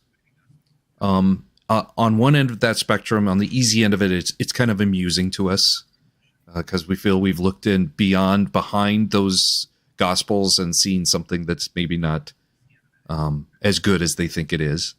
To maybe even anger, like how could my obtuseness is starting to come out, and how could you be this foolish, for instance? And somewhere in there that occurs. But there's a moment where it goes beyond that spectrum and it changes. And you now see with Jesus Camp, and you now see with a clip that I saw from Telltale, the YouTuber Telltale. He had a militant Christian on who was emphatic about making a sect of Christianity just as strict as the Taliban, to essentially be, you think the Handmaid's Tale is just sugarcoating for the apple pie. They want the whole pie. So it goes into a quadrant. That spectrum changes from a quadrant, and that religion, as you just saw in this clip, as you just saw in a reaction from Bread of Life or Rebecca, and James appeal to, okay, this is evil. Let's see it as evil, and let's not defend it anymore. That quadrant has become alive to what can happen on the very end of a destroying that continuum scale, that spectrum, and turning it into a quadrant and saying, now we're going to go all the way to this end, and we're going to attack it with fear, and we're going to attack it with guilt, and we're going to attack it with any kind of overruling power and respect. Just for our cause. And and I don't know if anybody else saw it, but there was a documentary on CNN about Texas politics and their dominion abilities. They believe they're ordained by God to basically dominate everyone, and that our government is faced with a challenge that it's never had before, where religion is protected from the government, but the government is not protected from religion. And I've been saying this. I propose a religious test. If you're religious, you fail. I mean, it's the time. Look, this is what I think the James Apperson clip was talking about. Not the clip, but the Captain Kirk clip you sent us. You got to draw the line in the sand somewhere. Mm-hmm. And I know a lot of people want to take a very gentle approach, and they want to be friendly, and I'm just a person who don't feel like I got time for all that, and I'm responding to frustration. I'm just where I'm at in life right now, and I'm not so concerned with where they're at anymore, right? Like, I really start to feel like I want to tell y'all this, like, how they feel about what I say and how I approach their bullshit means very little to me. My one black friend did that tie in to what you were saying. Hang on. I'm speaking for Jay Bundy. I'm not speaking for Hot Program, because as I hope y'all are understanding, the reason we're having this conversation is because my one black friend is very different. And I think Tux is coming from a different place, right? And James is coming from a different place, right? So we're all coming from a different perspective. I'm just speaking for where I'm at. The other thing I wanted to tie in was quickly two things. One, I feel differently because I've played as a worship musician in all of these different types of denominations, and so I'm very familiar with their song catalogs, right? And so I can tell you how deep the militant language is in the song book, right? And I know which songs they like the most, right? And then also, James, you make this point, which is you might be a friendly Christian and you might not be the radical one, but when you tell them they just need to go find the love of Jesus right now where they're at in life, wherever they happen to be, well, then they're probably going to walk into the local church wherever they happen to be, right? And then whose hands are they walking into? And I'm sorry, like, there's a reason I teach at the university. I talked about the tough conversations I often want to have with my students, right? When I have those conversations, I want to make sure that the person on the other end of that conversation is an adult, right? So there's a reason I don't teach at high schools. So now imagine me looking these people in the face who are in their 30s and their 40s and trying to have a conversation with them like I would have with a child. I'm just not willing to do it anymore. Y'all are grown. If I think you on some BS, that's what I got to say. And if it hurts your feelings, then consider not being on some BS. But again, I want to emphasize your point, James, which is you might be a perfectly well-meaning Jesus and apple pie Christian, but when you tell people to go wherever they find Jesus, they're going to go wherever they find Jesus. And that was a huge point, because they're not going to go into your lovey-dovey brand of Christianity. They're going to go into maybe some snake handlers, maybe some Trumpists, maybe some anti-vaxxers, maybe Greg Locke's church. Maybe they say, oh, that Kent Hovind told me that I don't need to pay attention to evolution, right? That Ken Ham, like my mother said, you wouldn't counter-apologize my mother, but guess what my mother brought to me? Answers in Genesis, the Creation Museum, right? So you wouldn't. But again, that feathers her nest. That proves her case to her. Look, son, this is evidence. What I keep telling you about the power of Jesus and the reality of God is correct. These people built an ark that is a tribute to that. See what God has blessed? Like, this is a real thing. Why don't you believe in this, son? Look at it. That's where your mother is coming from. Right. And I had to understand that. When she can't answer you, hear me out. When she can't answer you, Ken Ham has. He's her voice. Like in the Old Testament, when God says to Moses, I will make you a god unto Pharaoh. Right. Well, Ken Ham has the power that Moses has. Ken Ham built an ark. Right. Ha-ha! And look at all the science inside. It's wonderful. Right. Jay, you can't deny the reality of what they have in that ark. And yet you do. Yes. And yet they've taken no care to faithfully reproduce what you learned all those years in school. Yeah. All those things you've told your mother about what we understand about evolution. Your mother won't need to process that. Can I describe how you feel, how I feel about what you're saying? Sure. It disgusts me. It's literally, hearing you say this is literally making my skin crawl. And all of this was done by people who do not care about your feelings or mine. Exactly, which is why I don't care about theirs anymore. Literally, the reason I sent my family that very direct email was to make my peace with them dying. It scared the shit out of me. I've been wondering for years how I was going to deal with the fact that I think my grandparents love Jesus so much they're going to let Jesus give them COVID. They're going to die of COVID, and then I'm going to have to deal with it. What I decided I would do was after years of being terrified, I decided I was going to put it all in an email, put it in very plain English, send it to the entire family, and let the chips fall where they may. Yeah. Because again, my one black friend, I get that you're saying there's a better way to reach Wanda, but at some point, Jason is having the conversation for Jason, and Jason wants to talk about Jason's frustrations and how Wanda feels about Jason's frustrations is a personal problem that, as Wanda being a grown-ass woman, I expect her to deal with. And I know that's not your approach. I'm just trying to get better at being clear about what mine is. Right. I'm going to circle back to you, Tux, but I want to prepare you. Pocket Lock, I want to prepare you. Acts 20, when the uproar has ended. Wait. I lost my place already? Did I really lose my place already? That's it. You're fired. 24. Acts chapter 20, verses 23 and 24. I only know that in every city, the Holy Spirit warns me that prison and hardships are facing me.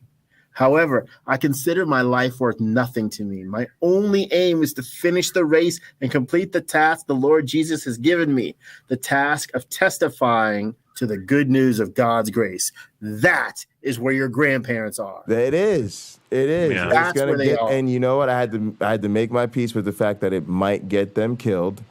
And instead of wondering for the rest of my life how I feel, because again, like if that happens, too bad. And then I'm probably not going to even go to the funeral. Because, again, I tried to tell y'all. Now, again, I'm just not going to continue to bend over backwards and sacrifice and watch everything go to crap around me and not say anything. That's why I started doing all of this. Like, y'all don't understand. I'm suffering, right? I don't like to talk about it. But the reason y'all be like, damn, Jay be putting in them hours online. Jay is stuck at home. My entire life has been put on hold for over 2 years, going on year number 3. Right? I haven't been able to move. I wasn't able to hug the Rich Lensky that everybody's hearing about on the internet. I wasn't be able to hug him and say thank you. I didn't walk in my graduation. I didn't get to move to Minneapolis to Minnesota to start my postdoc. I have not taught in person. I have not seen my mentor. I do not interact with my lab mates. I'm a musician. That's what Pocket Locker means. I have not played live music in over 2 years. I am tired of protecting other people's feeling. I got news for people. I spent 3 eternities in graduate school for one reason. 3 eternities in graduate school for one reason. It's so that no one else could ever tell Jay Bundy what Jay Bundy should say. Mm-hmm. I want you to know. I'm just keeping it real with you. You spent almost 3 years protecting yourself.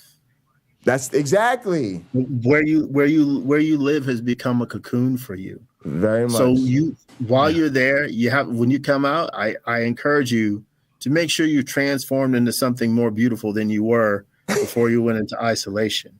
I'm being very serious. Yeah. No, seriously. Yeah. So I think you still have a ways to go. But look, I flew back to California yesterday, and I wore a mask in the airport. I wore a mask on the plane. It is not required of me to do so. Right. But I watched one member after another of my staff when they traveled, when they got a break from work, a couple of days off, whatever. When they traveled, most of them came back. Literally, most of them came back with COVID. And one of my assistants, she pointed out, I think they get it when they travel. That's it. I'm wearing a mask on the plane from now on. That's my choice. Being there in your home is your choice. Yep. No one is making that choice for you anymore. The rules have changed.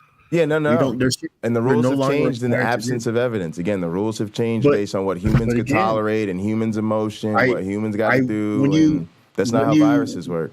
When you look upon your parents, your mother, your grandparents, I encourage you to keep some compassion. No, there is compassion. There's a lot of compassion. But what I'm telling you is there's limits to compassion. And part of the limits to compassion is limits to my compassion. And that's honest. Like I like what I'm saying is I just can't be the nice person that other people would like me to be because that's just not who I am. There are limits to that. There are limits to my good faith. There are limits to my grace. There are limits to how nice I'm willing to be to people. And that's just like tough titties for the rest of the world. And so for me, like I love these people and I'm very kind to them. Like I'm not mean to my family, but I'm also not going to continue to dance around certain issues. I'm going to say, this is how I feel. And be honest with you, my family's cool. Like we ain't no beef between us. It's just, it was very personal. And I told people like this, I'm just letting y'all know what's going on. But again, I made my peace with it. It was a very nice email. I wrapped it up in very positive. I talked about, oh, you guys, check out this video it's done about me. You guys should support my cousin's music. And, you know, it was very nice. I put jokes in it. I tried to make it very friendly. But at the same time, like, there just comes a point where you got to, like you said, I'm protecting myself, right? So there's a point where I'm cool with my grandparents. Like I said, I made my peace with my grandparents. What triggered me? They're putting my mother at risk. Now there's a situation where my grandparents' lifestyle choices are potentially putting my mother at risk, right? So the intervention is I had to figure out a way to have the conversation with my mother, right? But it's really about my grandparents' behavior. I'm the oldest grandson in the family. Guess what I'm going to do? We're going to have a family communication. I'm going to just say what I got to say. Everybody can hear it. I invited them to respond to me, invited them to call me, and we could talk further. But again, I also know who I'm dealing with. My grandfather's a very stubborn man. And so we've done nice. My mother has sugarcoated his retirement for over a decade. Right? So there comes a point where, again, and this is something I've been talking about a lot in this apologetics community, the weakness of the people who want to be so nice to these people is that is a tactic that they continue to take advantage of. The fact that you will continue to, oh, well, you working on me, Jay. All right, well, we'll talk next time. Are you working on me, Jay? Right? It's the same thing in scientific meetings. We have meeting after meeting after meeting after meeting after meeting, and at some point somebody goes, I need to see some progress. I need to see an experiment done. I need to see some data. We are not going to be able to write a paper about all the meetings we had. And this is what happens. You can only show people so much grace until you need to say, hey, Grandpa, we gave you over a decade to make your transition plan. Whatever your transition plan ain't gonna happen. So what you need to do right now is retire. You work for a very big organization. They can handle these things. They do it all day, every day. It's time for you to move on. So if you got a quick plan that you could go to, I suggest you execute it. If not, let the organization take care of it. They do this every day. But now we're going to put you in a position where you're going to have to at least be aware of your family does not support what you're doing, and you're about to put my mother and her husband's lives at risk. Now, you may not like to hear that, but as the only biologist in the goddamn family, I'm going to put it to you as straight as I can.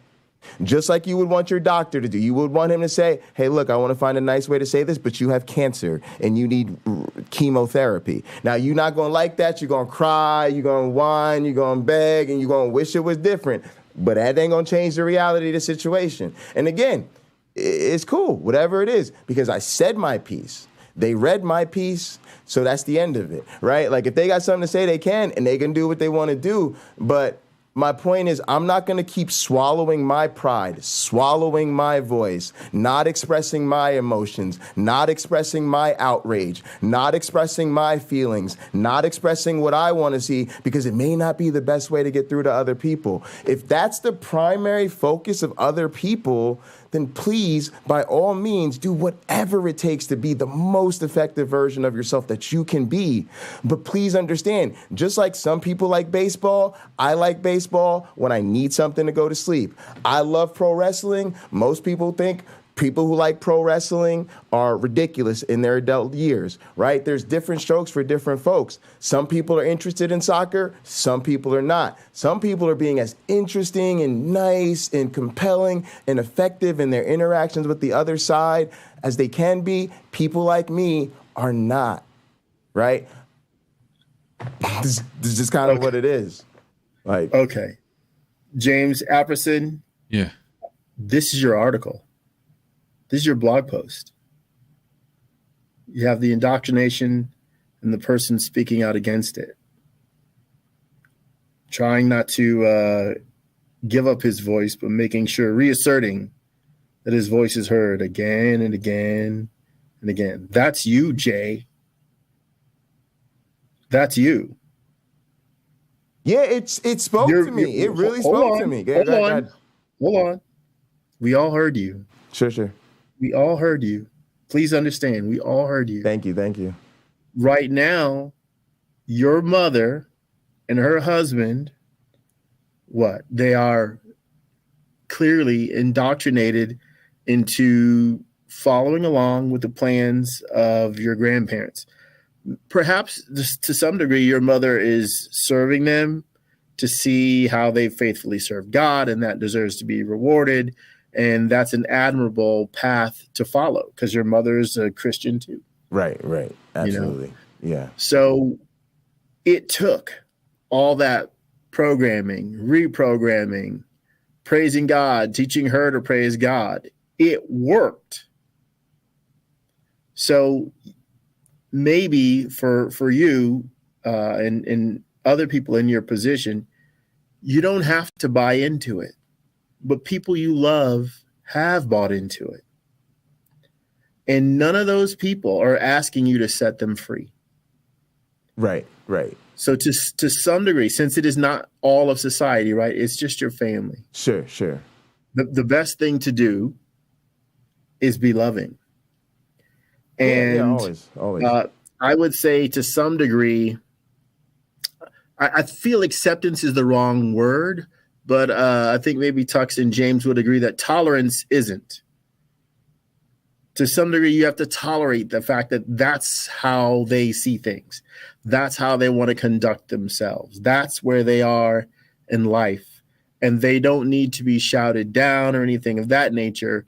They actually want to be supported and lauded for making the sacrifices and such a beautiful decision to share their faith with others. I actually did that. So I said about how great it was that my mother, that they're sacrificing their retirement to take care of their grandparents. It's incredibly honorable of them to do and all of that type of stuff. But again, I just tied it back to safety. I just said safety. Again, what I just realized what I don't owe people is my silence, right? Like you know what I mean? It's just I sometimes I'll take their words. It's a free country, right? And so actually I think it was a good idea because, to be honest, what I think is really happening is I think my mother is nervous about their choices. I think she's very disconcerted about the fact that they got COVID. I think it did put a pebble in her shoe about her excitement about moving back home. I think she realized, she's been sort of we built the new house and we've been checking everything and we've been flying back to Jersey and they haven't been living there. And then I think when they got, once they got COVID, even though she realized they were going to be okay, right? Every time I talked to her, I'd be like, hey, how's it going? She'd be like, and I realized I think she was having a lot of discomfort. And again, she's been trying to get my grandfather to stop pastoring this church for over a decade, right?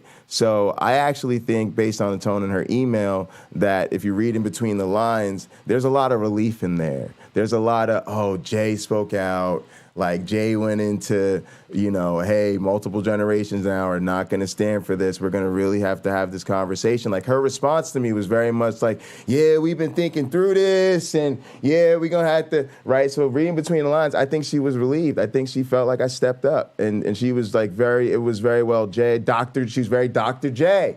I know that came from a place of love, and that must have been tough for you. We really appreciate it. Like, she sent me back a lovely email. I'm just saying sometimes, and this is is what I started at the beginning. It's not an effort to not love my one black friend. It's not an effort to not build the relationship. It's to say sometimes building a bridge requires hard work. Somebody's got to pour the concrete and nail the hammers down, and it's going to take some long hours and some hard work. You know this, right? On all our relationship. The reason I know me and you could argue for 1,000 years in front of people is because I know how much you love me. You've shown me that with your time, your patience, and your money. You're traveling, right? So I'm like, me and my one black friend going to be good no matter what, right? But you've put those risky things, those sacrifices, those efforts, those blood, sweat, and tears into the relationship. So I know it, and I think that's what James Apperson was trying to do for Rebecca. He was trying to say, Rebecca, we love you, but I feel very strongly about this. You're an example. And I think he went to the people of the Rebeccas of the world because you were trying not to make it about some scumbags and some jerks. You were trying to say, even the people we're friends with, that we interact with on a regular basis, that we really like, we still want to speak to this. So yeah, my one black friend, I'm actually not disagreeing with everything you're saying as much as I'm also informing our audience about where I am at in a very emotional kind of time for me. But I do obviously value your approach, and I tried my best to be restrained and charming and say what I had to say in a way that I thought they would best receive it, and I think I was as effective as I could probably be right now. I want to let Jason Torn speak up. I was gonna say, see if James. Let's touch back with James real quick, and then let's go to Jason. Yeah. Okay, that's great. Great idea, Tux. I'm still here, and I too am anxious to hear what Jason has to say. He's a brilliant speaker and has a keen mind, and I always love what he has to say. So I can't wait. I can't hear you, sir. This is why we never have nice things, Jason. Yeah, no worries. But guys, check out Jason Torn. Is Jason Torn the name of his channel? I think it is. I can hear Jason. I can hear him. Oh, you can? You can? I can hear you. I cannot hear him. I can't. I hear you. I hear you well. You hear Jason Torn, my one black friend. Yes, I hear him. I hear him well. That's so weird. That's really weird. All right, what's going on here? I can't hear him. I can hear Tux. I can hear my one black friend. Oh, so people in the chat are saying they can't hear him either. Yeah, we can't hear him. I don't know how you guys are hearing him.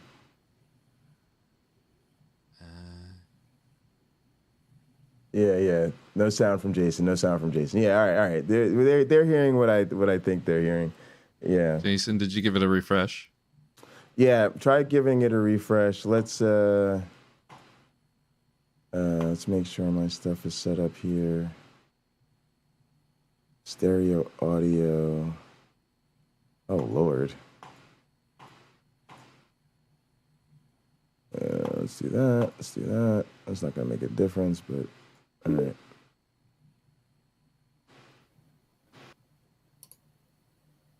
What about boom? What about? Can you hear me? Yes. Okay. That was weird. Yeah. No worries. Thanks so much for calling in. I think this is another hot program first. This is our first visit from Jason Torrance. So go ahead, man. Take the floor. Also, before you do, please let everyone know your channel and how they can find you. Yeah, if you just are on YouTube and search for Jason Torn, you'll get my channel. It's pretty weak because, but I honestly, I have like 2 years of material that I'm going to be uploading. It's like 30 videos that I've got queued up, and they're all these debates that I've been debating different people, and I've clipped them out. So I tend to like. Are you in our Discord?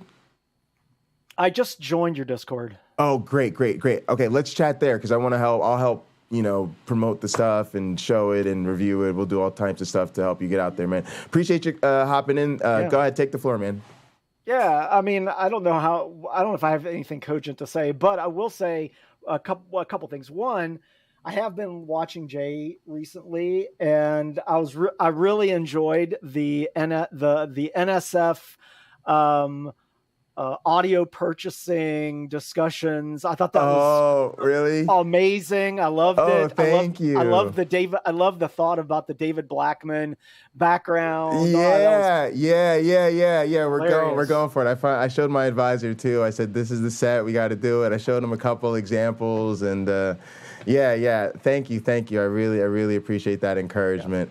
That was great. Yeah. So where are you at with this sort of issue with Christianity and indoctrination, child abuse, and how do we talk about it, and sort of the tension between me and my one black friend, right? We've got our own frustrations. We want to come to say, hey, if you're really my friend, I'm angry about something. It just so happens to be your worldview, right? Versus we also want to say, what's the most effective way we can actually be using our relationships to build bridges? So I'll let you take it from there.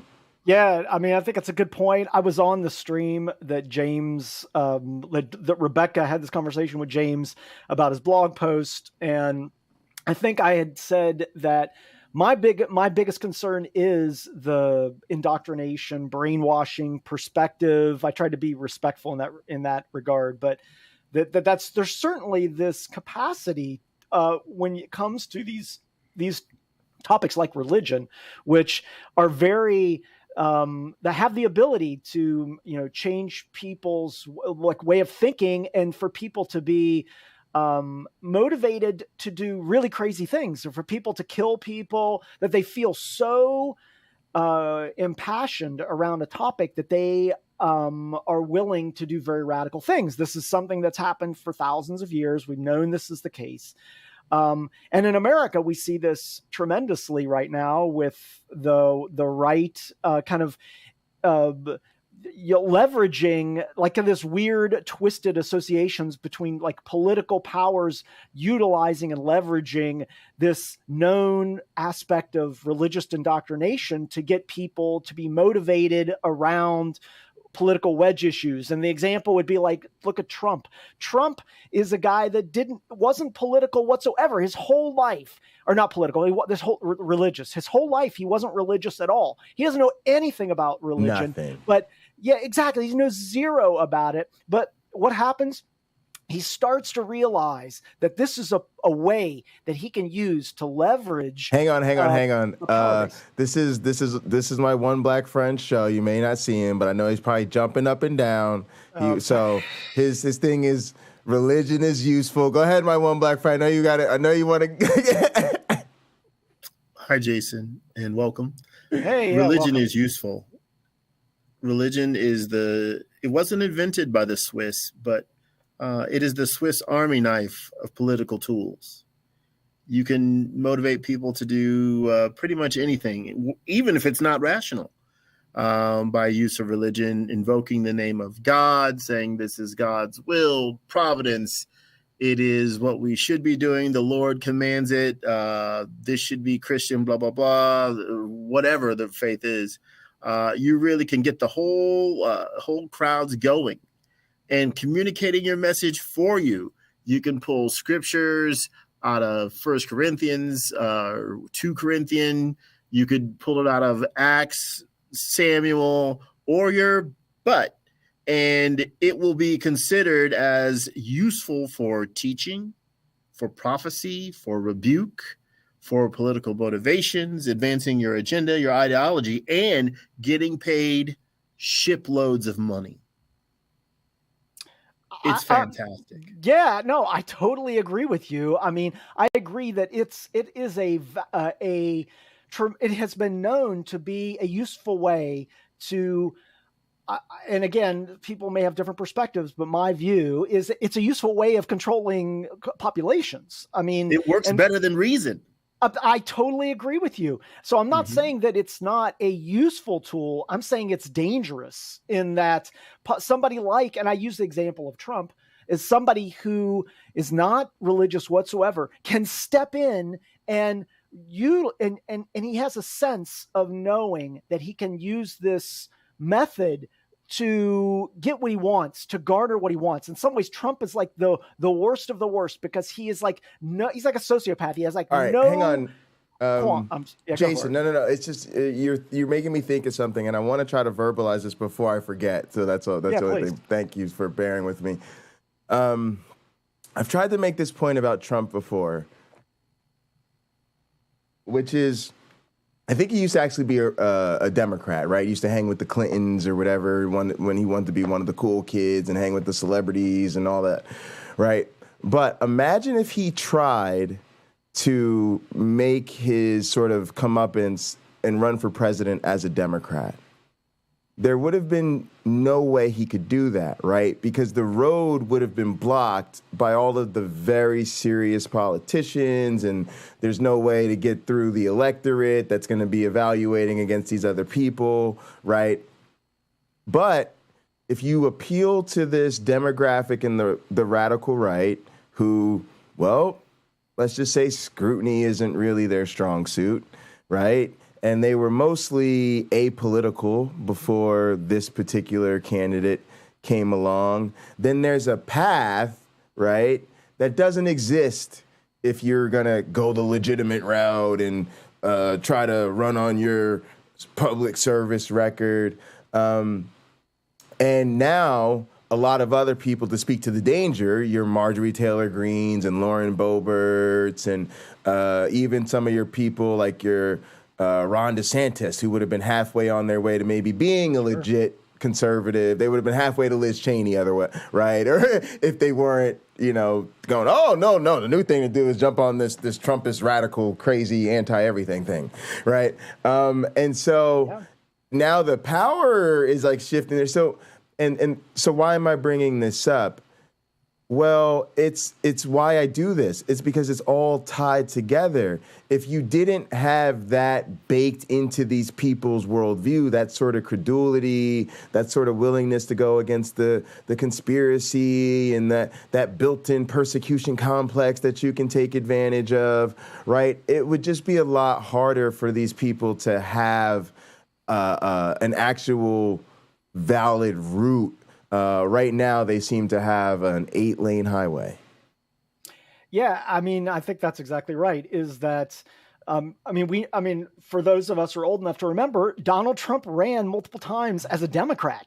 I don't really remember that. Oh yeah, he ran for office. He ran for presidency as a Democrat. I believe it's been many years ago, and like couldn't get anywhere. Couldn't get like 1% of the vote, and at some point.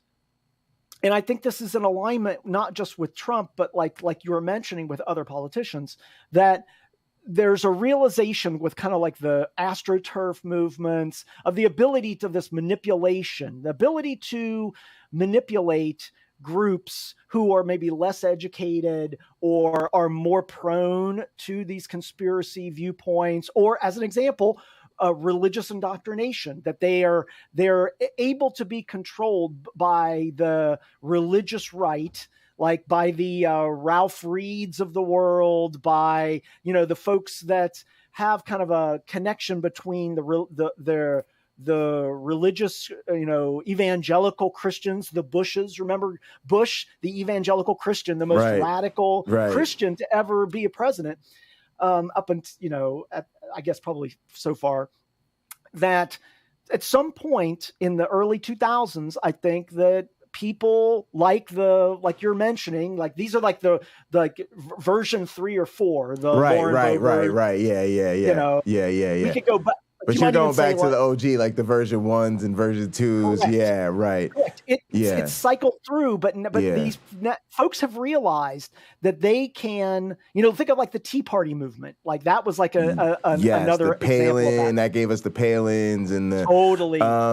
And to speak to my one black friend's point, it's useful, and to yours, it's dangerous. So what am I getting at with this? Well, there's a lot of that in pro wrestling. Right now, I might be a person who likes it and sees what's going on behind the scenes, right? But if you need to build a sports entertainment product on gullibility, you don't take it to Harvard, right?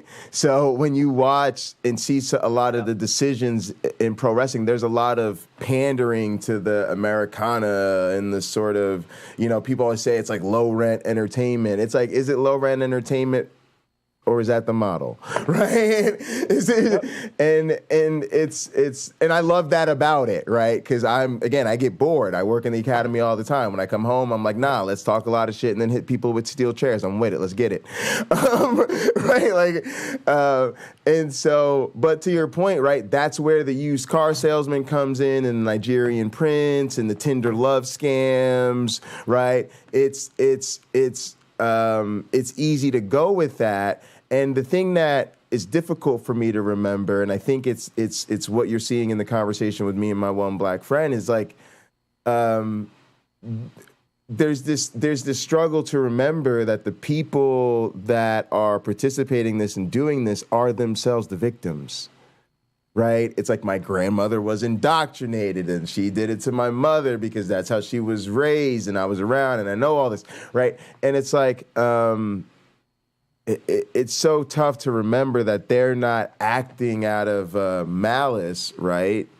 But at the same time, the result of the behavior is problematic, right? And in some way, if a malicious person was going to do this, you probably wouldn't intervene because the person was malicious. If I was going to slap you upside the head, Jason, you probably wouldn't be like, well, don't let Jay slap me upside the head because he's mean. And then if Tux TV went to slap you upside the head, you'd be like, well, let Tux slap you upside the head because he's a real nice guy, right?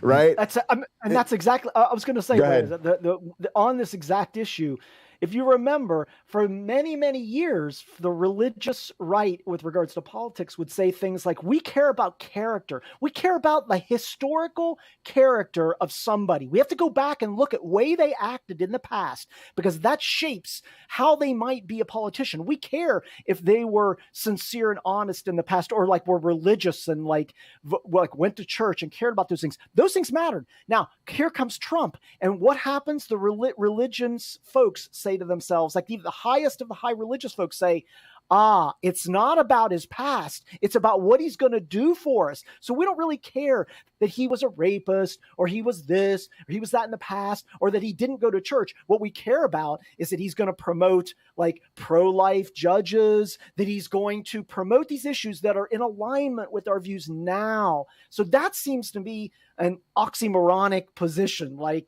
So it's not in good faith. Yes. And he even said explicitly to them, I will give you power. We're giving power back to God. All right, guys, I got to get ready to go. I've got to be at my meeting at 6. So here's what we're going to do. We're going to keep the after party going. You guys can't hear the church audio anyway. So if you guys want to stay in the restream, that's fine. We can hang out and we'll just keep chatting. I will end the broadcast on Hot Program. And then just to give guys the agenda tonight, I've got Sacred Death Gaming, my club. We meet every Sunday at 6, so we'll do that. I'll probably just put it on a small screen, and then we'll just keep chatting and talking while we do that. And then after we're done with church, we'll be gaming with my club for a little bit. I do like for you guys to hear the rundowns and all the stuff we do afterwards. 10 o'clock tonight. We will do the Atheist Crew Book Club, the next chapter of God is Not Great by Christopher Hitchens. And then tomorrow, and then we'll do an after party for that. Y'all know what it is. It's Sunday. It's for show J. Y'all know how it is. We out here. And then tomorrow at 1 p.m., I'll be back with Cliff, and we'll be doing Digital Evolution time, and that will be the start of my work week, and we just going to keep this thing going, y'all. So I got to get out of here in about 8 minutes or so, but I want to give everybody on the panel their time to give their closing thoughts. I usually go first simply because I'm already running my mouth. I really just want to thank James Apperson for being here.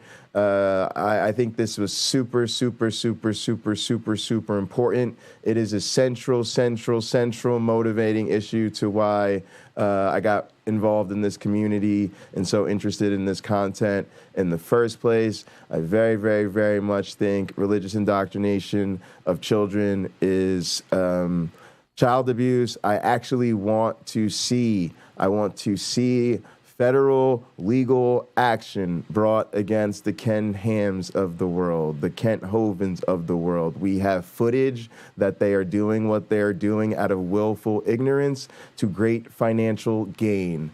I want to see them prosecuted.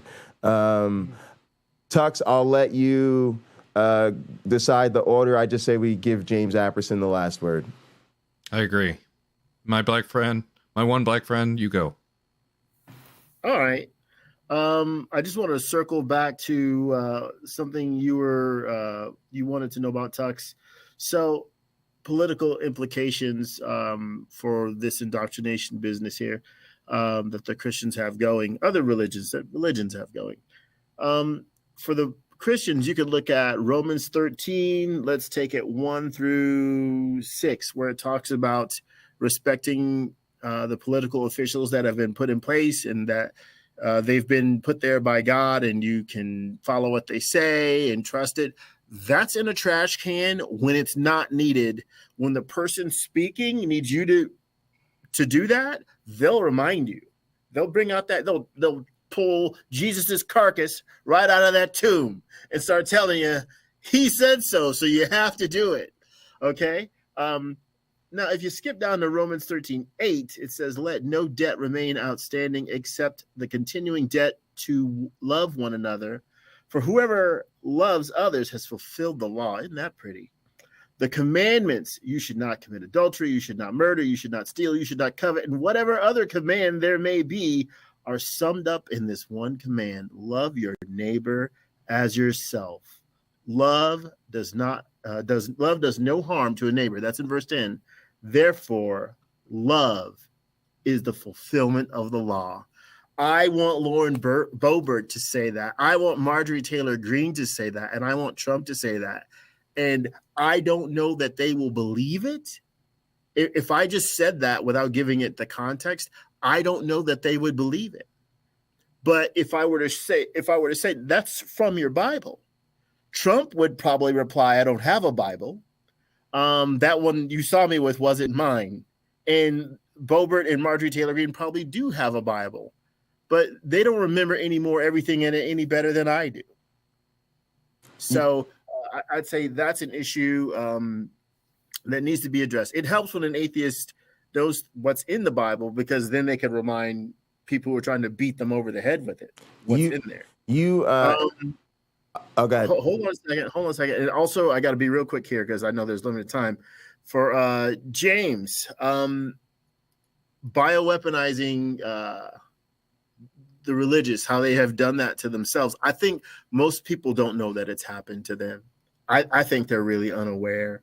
And I think, to continue with the question you asked, there's a lot of people not being active or proactive because why? They've been taught to not do anything because things are in God's hands. If there is the worst thing about religion is that concept that things are in control by God. If you reference the original Pandora's box story, the last thing in the box was hope. And as I was taught in my Latin class, it was the most dangerous thing ever let out of the box. That's my piece. My friend, I was just going to say, one thing I appreciate about you and Tux is that you guys have really brilliant, core theorems, and Tux's is, an evil so evil, everybody thinks that it's good, or at least that's part of it, and part of yours is the one, that religion is useful, and that because of that, then knowledge of the Bible is useful. And I'm always telling people throughout the week when stuff happens that the Bible will pop into my head or something, and I'll say, oh, this is my one black friend again, where that knowing the Bible is super useful. And with that in mind, that religion is useful. It's like if you've got this bulldog on a bone and he just won't get off of it, maybe you can kind of guide the bone towards where you want the pit bull to go, right? And so you're like, if religion is useful and that's what they're going to be held to, well, then maybe we can make that useful to us and get them to actually talk about the useful part of the belief system, right? If that's what, if you guys are going to say you're Christians, all right, great. Now, can we get to the heart of Jesus, lovey-dovey part where we take care of the sick and the poor, right? Again, the short question is, why are things such a mess? If it's so effective, why are things such a mess? Yeah. No, I just wanted to highlight that. Thank you, sir. Yeah, wait for your answer. Yeah, who's next, Tux? I'm gonna go. I'm gonna do my altar call. Sure. And thank you, James, for coming on. And I want to close by using 2 John 1, 7 through 11. And that is, for many deceivers are entered into the world who confess not that Jesus Christ has come into our flesh. This is a deceiver and an antichrist. Look to yourselves that we lose not the things which we have wrought, but that we receive a full reward. Whosoever transgresseth, I can't say that, sorry, and abideth, I'm the King James, the damn King James, not in the doctrine of Christ hath not God. He that abideth in the doctrine of Christ, he hath both the Father and the Son. If there come any unto you, and bring not this doctrine, receive him not into your house, neither bid him Godspeed. For he that biddeth him Godspeed is a partaker of his evil deeds. As previously mentioned, Jay said that I believe that the Bible and the Christian is practicing an evil so evil that everyone sees it as good. They don't see it as good. They have a veil. They have the screen over their eyes that they just can't see it. James Apperson is bringing that Antichrist message to the Christian. And I believe that message needs to be said.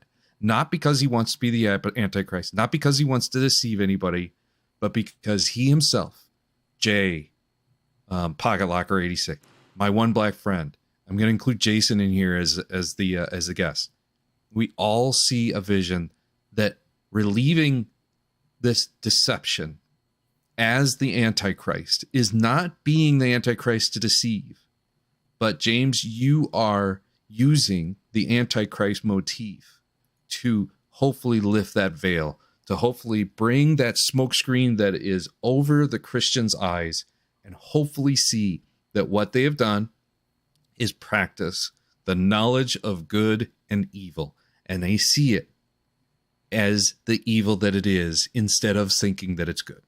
All right, James, you got the last word. Well, I appreciate all of that. I greatly appreciate everybody that was on the panel today, and I see and appreciate everyone that was in chat today. Been reading through that, some wonderful comments and thoughts, and I really greatly appreciate all the support. And I'm here for you too, anytime. And with that being said, I want to make one final note about Rebecca. At one point during the stream, she did start to give. She admitted that I changed her mind, or was at least getting her to seriously reconsider moving back to this one fundamentalist church that she was at before. She was getting ready to, and then I shared my story about my son and the mistakes I made while I was still a Christian, and how much that cost him and how much that cost me, and how religion weaponizes us. Christianity, especially fundamentalist Christianity, weaponizes us against humanity and against our loved ones, and tricks us into thinking that destructive words and behaviors count as love. And I even quoted Matt Dillahunty when I explained all of that. And she admitted it. Like, she got tears in her eyes, and she admitted that, that really gave her some powerful reason to reconsider. She might not go back to that church after all. And so it's an inch. There's miles to go. It's an inch, and I appreciated that inch, that she was willing to really hear me on that and not hold it against me, and to say, you know what, that's moving, and I'm gonna let that weigh. And I think that made the whole thing worth it for me personally.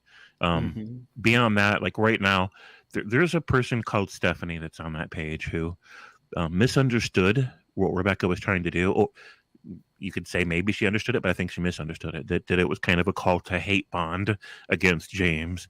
I didn't interpret it that way, but this one lady named Stephanie did, and so she's been like trashing on me so hard in the comments. And Rebecca apparently got on her about it, which again, props to Rebecca.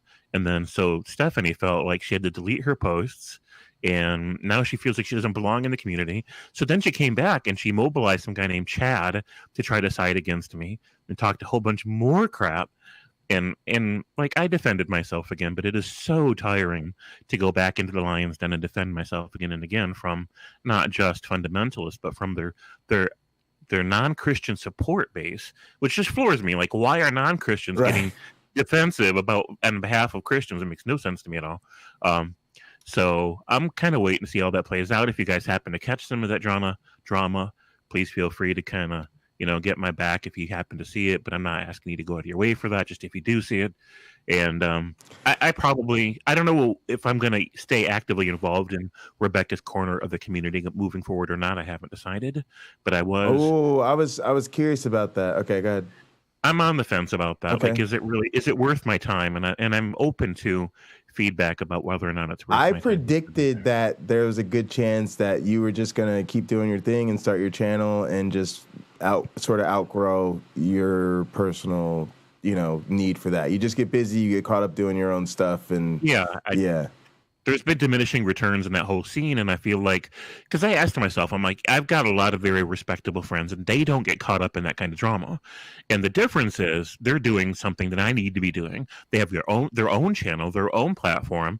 They, and they have each other's back in that stage. Yeah. They don't spend a whole lot of time in a comment section underneath Christian videos, like getting ganged up on by fundamentalists in their support base. Yeah. So, I set myself up for that. The other thing I was going to say is, do you drink?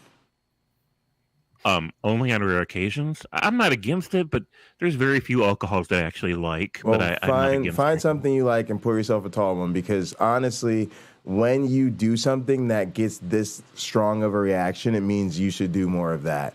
I'm going to just tell you, man, the algorithm is a nasty business, but you want to do things that are relevant to people in your community, about people they know, about topics they can identify with, so that they will click and interact with what you have to say. And when somebody is getting so upset that they just have to let you know how bad you are being, you are doing something very, very right. So whatever your treat is, treat yourself. Guys, I want to thank the panelists for joining me. Just so you guys know what's happening, it's super cool. My one black friend was traveling, so we didn't know if he was going to be here for the next 3 weeks. I pulled in Tux to sort of co-host in his stead. So thank you. Yeah. And we just kind of took it from there, and then my one black friend was available. So so we just ended up with a bonus show with the whole gang together, and maybe we'll get the panel together next week and see what we're getting into. Thank you all for joining me. I'm gonna end the Hot Program show. If you guys are in the restream, you can just stay where you're at. You don't have to do anything. If you are on Hot Program, please feel free to follow me over at Pocket Locker 86. I'm live there on YouTube right now. That's where we'll do the after party. We're also live on Tux TV on YouTube, so you can head there. We'll stay live on Tux TV as well. Of course, you can follow me in my right-wing alternate account, where I will be hanging out trying to get reactions from right-wingers in the comment section of their videos. Hunter Biden's laptops. And I'm also live at Pocket Locker 86 on Facebook, Twitter, and Twitch.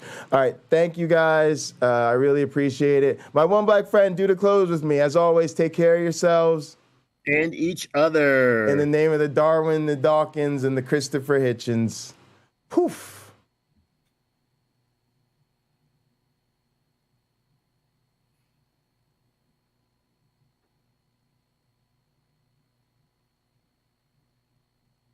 All right.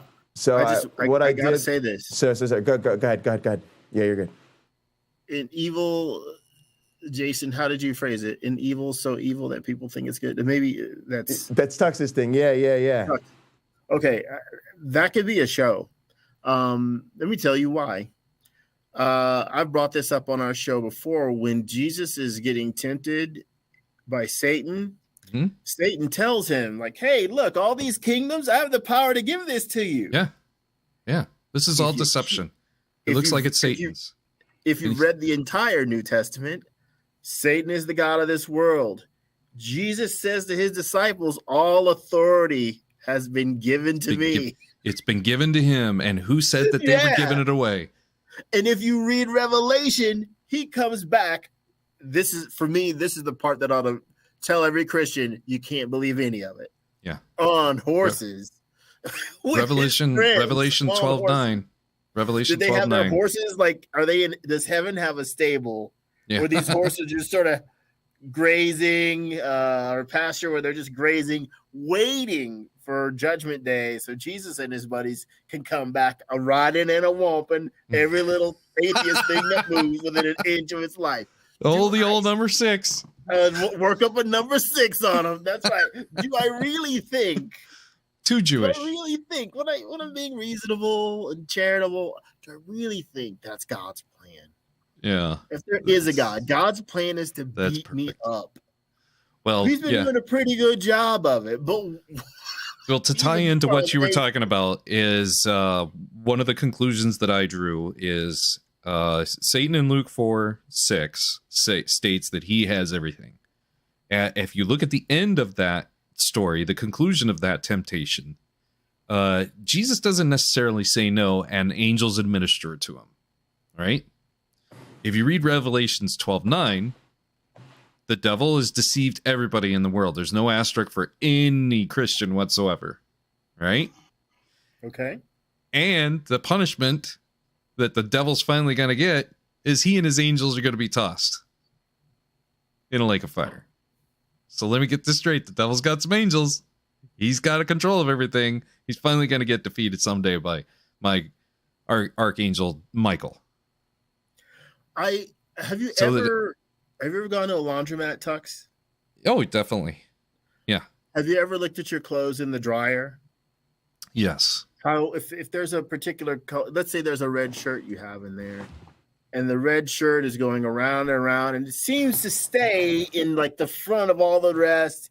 While you're looking, it never seems to make its way to the back. It just seems to stay right there. Yeah. When I read the book of Revelation, there's certain things in there that are kind of like that red shirt where, like, wait, this is being recycled. This is just going around and around. It's like the same thing again. So Revelation will tell you something is going to happen. Later in itself, that event actually occurs, and sometimes more than once.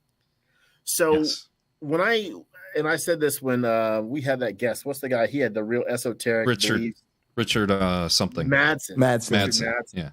Yeah. I really enjoyed that guy. There's a lot of things he believes that we didn't really get into. Sure, yeah. I mean, dude, how great have these shows been, my one black friend? Sorry, we just keep like running out of time, right? They've just been so awesome. Like, yeah, they've been some hot programs, man. Thank you. Go ahead. Yeah. Well, Madsen, I said to him, it seems like two gods are at war. You will notice that it talks about people will take the mark of the beast in their right hand or their forehead.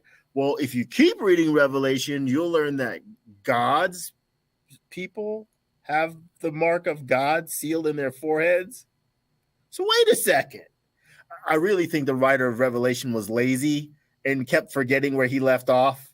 So they would put stuff in more than once because he's just copy and pasting from other stuff. And I think I the kind same of think thing. they thought of almost none of it as original, but it's just all pasted from somewhere else. I think the same thing is happening at a slower level in Genesis.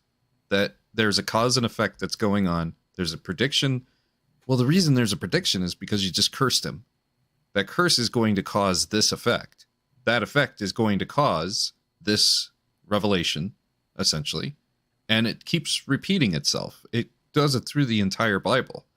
You can't start a God who creates everything this amazingly. I've looked at the trees. If the God that created that tree is that amazing, he's not going to need to curse 100% of the population and then have to destroy it. Right? I would think he would just do the best job from the get-go and not make things so lousy. And then what does it say about you if you literally have to ruin it for everyone else forever because you're upset? Wow, look, I've been 6 years old before, and no one can pin that on me. It certainly wasn't me doing that. Well, I'll just ruin it for everyone. I'm fast approaching 60. From the Bible's God. What's up there, Jason? Hey, I just want to say one thing. Jay, are you listening, Jay? Yeah. Okay. Yeah, at some point, I would love to do a show that is more based on like our academic experiences, like, you know, on a lot of these topics like scientific communications. So anytime you want to do that, you want to do it next Sunday? Sure, if you want to do that, that'd be. Yeah, we don't have anything. We don't have anything booked for. Are you good at 3:30 Eastern? Okay, so that's 12. I'm on Pacific time. Yeah, that's when we start. So that would be 12:30. Yeah. I think it will work. I'm going to be out of town. I'm going to be in Oregon, but I probably could still do that. So 12:30 on Sunday. Yeah, let me know on Discord, like say, between now and the middle of the week or something. And if not, then I'll pull something else together. But yeah, I think that'd be great. The timing would be perfect because I'm trying to become more of like almost like I hate to say like a work streamer. Right, because that's a lot of what I was like into, like when I got into Twitch, was like the idea that like I'm gonna work throughout most of the afternoon and the early part of the evening, and then I'll do some fun stuff late at night. And so I've been streaming more of my meetings. I think my teaching advisor and I are going to stream our class this semester. I keep saying we might. He's down to do it. It's just one of those things where we're going to have to get permission from our students, so we can't say for sure until they, sort of agree to be on stream. But so that would be super huge. I meet with Cliff twice a week, like one of my collaborators. So, and then during a lot of time during the day, I'll be doing what are like coding streams. Under like the science and technology category, C++, Python, and Rust.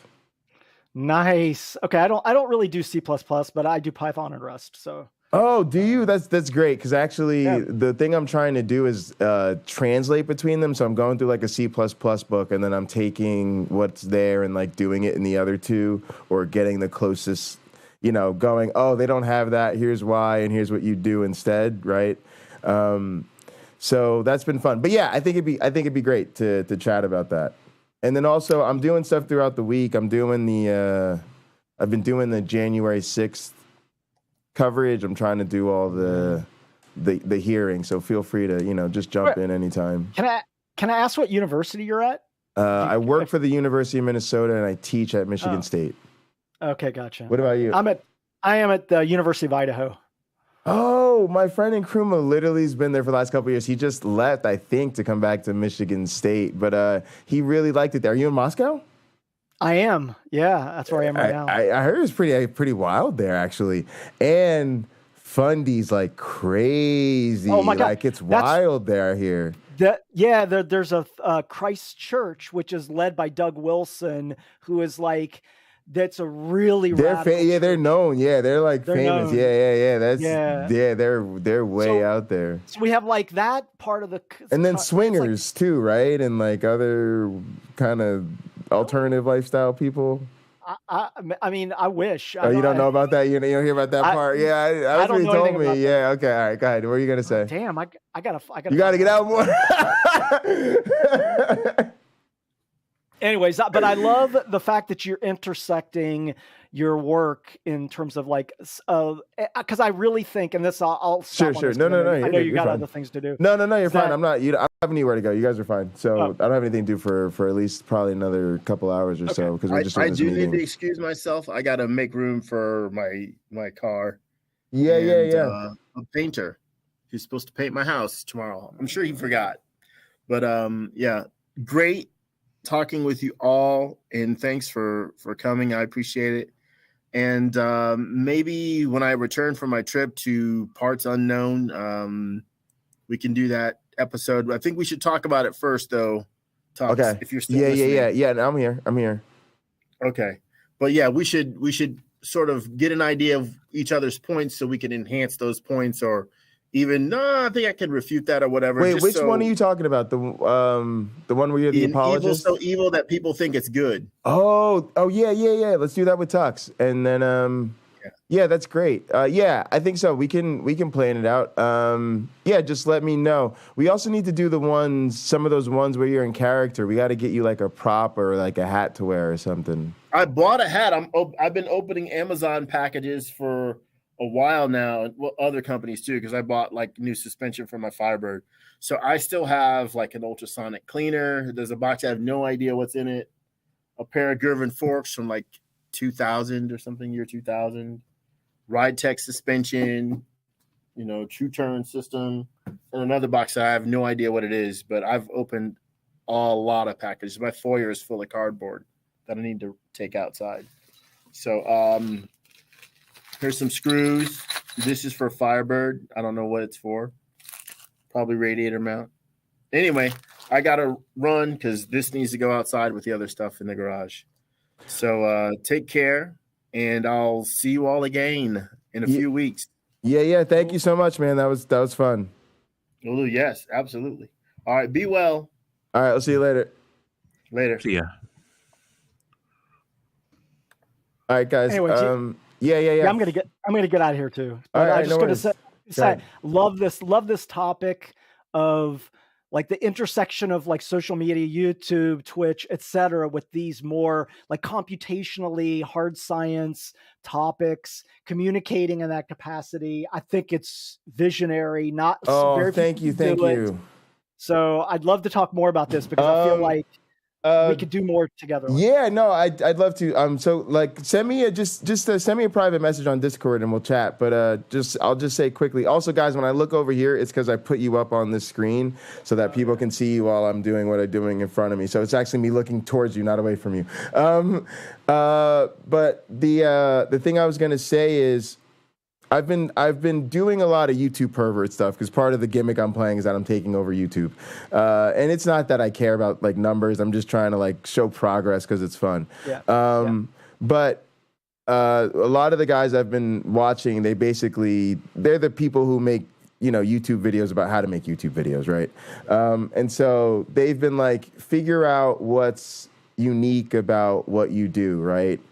And so I'm a variety streamer. Like the thing that's very unlike Pine Creek or Rebecca or whoever is that I would never want to be a full-time apologetics channel. Like I just couldn't. I just can't handle it, don't care, and I'm way more into other things. And for me, the Counter-Apologetics community is mostly like my social life, far more than it's like I actually care about theology. And people know I hate philosophy. I'm like, oh, you guys put me to sleep when you start talking about, and so I was doing a lot of this other stuff before. Like I was doing a lot of coding streams and all my gaming, and doing this kind of stuff with my GTA club and all of this stuff.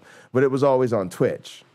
And then I started doing the Counter-Apologetics, and that was on YouTube. And so the recent thing has been with Restream, I've been able to go on all the platforms together. And so basically this one guy was saying, for example, his thing is he makes a lot of videos about how to get YouTube videos. And so a lot of people that are finding his new channel are people who come from his, how to make videos, right? And so he says, one of the things I'm open to then is giving people content creation advice, like on my gaming streams or whatever, right? He's like, I'm not going to turn my entire stream over to it all the time because I want to jump off a bridge, right? He's like, but I recognize that that's a unique thing that I bring to my audience. And so if somebody comes through with a content creation question while I'm gaming, I'll answer it. We'll have a quick discussion about it, and then I'll get back to what I'm doing. And maybe they'll stick around, maybe they won't. But it's a unique thing that'll bring people here. And so I kind of realized the same thing where the same way people would watch a lot of my programming streams, because I would just call it like coding and chill. Mm-hmm. So I found a lot of programmers, a lot of science types. It was really useful, actually, because sometimes people would come through and I'd be having a problem I couldn't solve, right? And they'd say, oh, you should do this or that. And I'd look it up and they'd actually help me. But other times people were like, oh, I just, like the random stuff you talk about or the videos you play or just the lo-fi. Like it was kind of like, let's take a lo-fi and chill stream where all people care about is the music. And they're just not even caring what's on the screen, and then we'll just put programming on the screen type of thing, and then talk about whatever's going on. And so once I could use Restream, I just started doing like code Counter-Apologetics and chill, where I'll put on like R.M. Brown or Gin and Truth or, whatever videos are going on in the community for the day, and I'll like do a little bit of that, and talk about that while I'm doing whatever I got to do for the day. So that the Counter-Apologetics crowd can talk about that. They get their little thing, and then I'm able to talk more about the work. And then as people get more into that, I can say, all right, now I don't want to listen to that anymore. I want to really focus on what I'm doing. And people are kind of in, So, yeah, it's just been throwing stuff at the wall and seeing what sticks, you know? But I appreciate that. I just wanted to kind of share that and say, if you ever see that going on, please stop by, because it'll help, right? It helps me. Like, a lot of times during the day, like, I would play a clip video and I just let you guys sit here and talk about it. Because if you guys sit here and ramble about something for 3 hours, I can get a whole lot of work done during that period. Oh my God. I right? do the exact same thing. Like, while I do all these like religious streams where I'm debating people, I'm coding at the same time. I'm running models. I'm doing all this shit. I managed to get like a shitload of work done while I'm like listening to people, and I'm like I'm doing the philosophical debating, but I'm coding at the same time. You already know the vibes. It's like, I got to sit here in this chair. I might as well get something done. I'm doing it as we speak. I have my R session up right now. Oh, great. Yeah. So that's that life. And this conversation really helps me too, because it helps me go back to my advisors and say, no, people like this stuff.